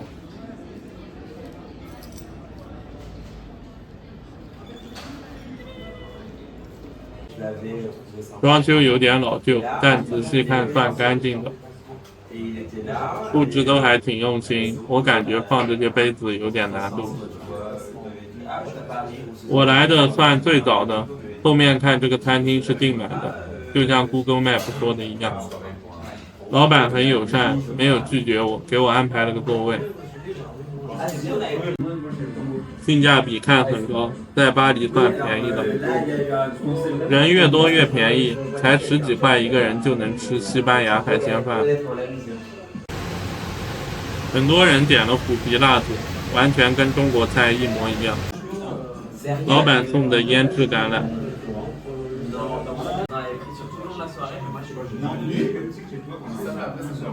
味道跟中国的腌橄榄一模一样。免费面包，我就喜欢这种不是特别硬的。西班牙腌制香肠，就是跟中国香肠长得一模一样。马上来尝尝味道。这家肯定正宗，除了我以外，客人没有说英语的，老板都说不来英语，他们都是说西班牙语。香肠没得原味，单吃就是没原味的中国香肠特别薄的味道，没有怪味，吃着挺干净的。可能是我方法没吃对，要搭配着面包吃。面包单吃也还可以，中国家乐福法棍差不多的味道。多加点香肠，弄个香肠三明治吃一下试试看，这味道就对了。香肠油脂搭配着面包挺香的。香肠面包虽然不惊艳，但不咸的话说明食材还是不错的。有些地方做的特别咸，要不是不新鲜，或者是有科技，或者就是工厂加工的。这个香肠6块钱，在巴黎算性价比很高的咸菜了。刚开始吃有点不习惯，这个不习惯不是有怪味，是太淡了。不过越吃越香，还不错，这道菜挺有特色。如果中国人来吃，夹着面包吃的话，肯定吃得惯。证明很多欧洲菜真的是中国传过去的。我这人一般吃不来或者不好吃的都浪费，吃完了说明真的还可以。不提倡这样，但是方便让你们鉴别我说真话没有。生意确实爆满，后面我都帮他们换位置了。确实小店都是西班牙老客户来吃，确实都是新鲜现烧的海鲜饭，大概要等40分钟。颜色卖相挺好看的，金黄色的。西班牙海鲜饭，从视频看不出来，量真的很大，差不多有1张桌子那么大。而且海鲜给的真的种类很丰富，量也大，这个算我吃过最大那个档次的虾了。还给了丢垃圾的碗，也是超级大。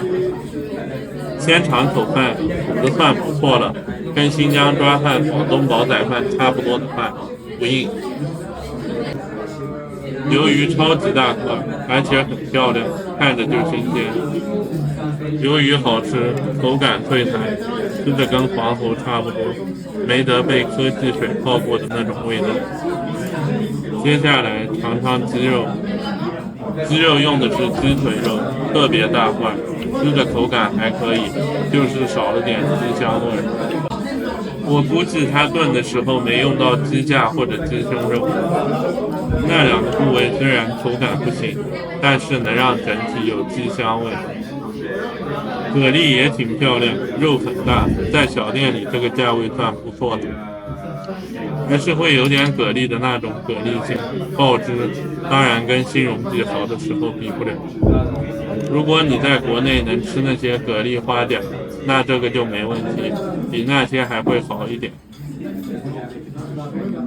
这个饭是好吃的，但是就是太淡了，香味也不够足，主要鸡香味没发挥好。鱿鱼配饭挺爽的，它的鱿鱼饭不错的。鸡腿肉其实算品质还可以的，肉质更趴了，里面还有鸡脆骨，就是香味不够。老板问我要辣的还是不辣的，我选辣的，味道又跟中国辣子有点像，有辣味。这个饭我挺喜欢吃的，不吃辣。对比国内吃的，国内的就像泡着那种奶油炖饭，左宗棠鸡的西餐感觉。虾超级大，我一般不喜欢吃那么大的虾，肉质会不够鲜。这个蒜这种大家里还可以的了，肉质不面，还算弹，没腥味。这个饭煮的不错，适合中国人口味，把这个当正常的中餐吃，我觉得没问题。来旅游如果想省钱还想吃好味道，那我建议你们来他们家，中国人吃的习惯。这好像是一块超级大的蛏子和红辣椒，味道不错，没腥味，跟上海烧的蛏子新鲜味道差不多，不过更大。里面还有小的章鱼、旺草，很脆，也没腥味，还不错。它这个辣椒挺辣的，跟重庆那个辣椒差不多，没江西和云南的。视频真的看不出，如果你们旅游去实地就知道分量有多大了。这个西班牙海鲜饭我也没有办法吹多成多好吃，鲜香上面差点意思，但是不难吃，从价格分量吃开来。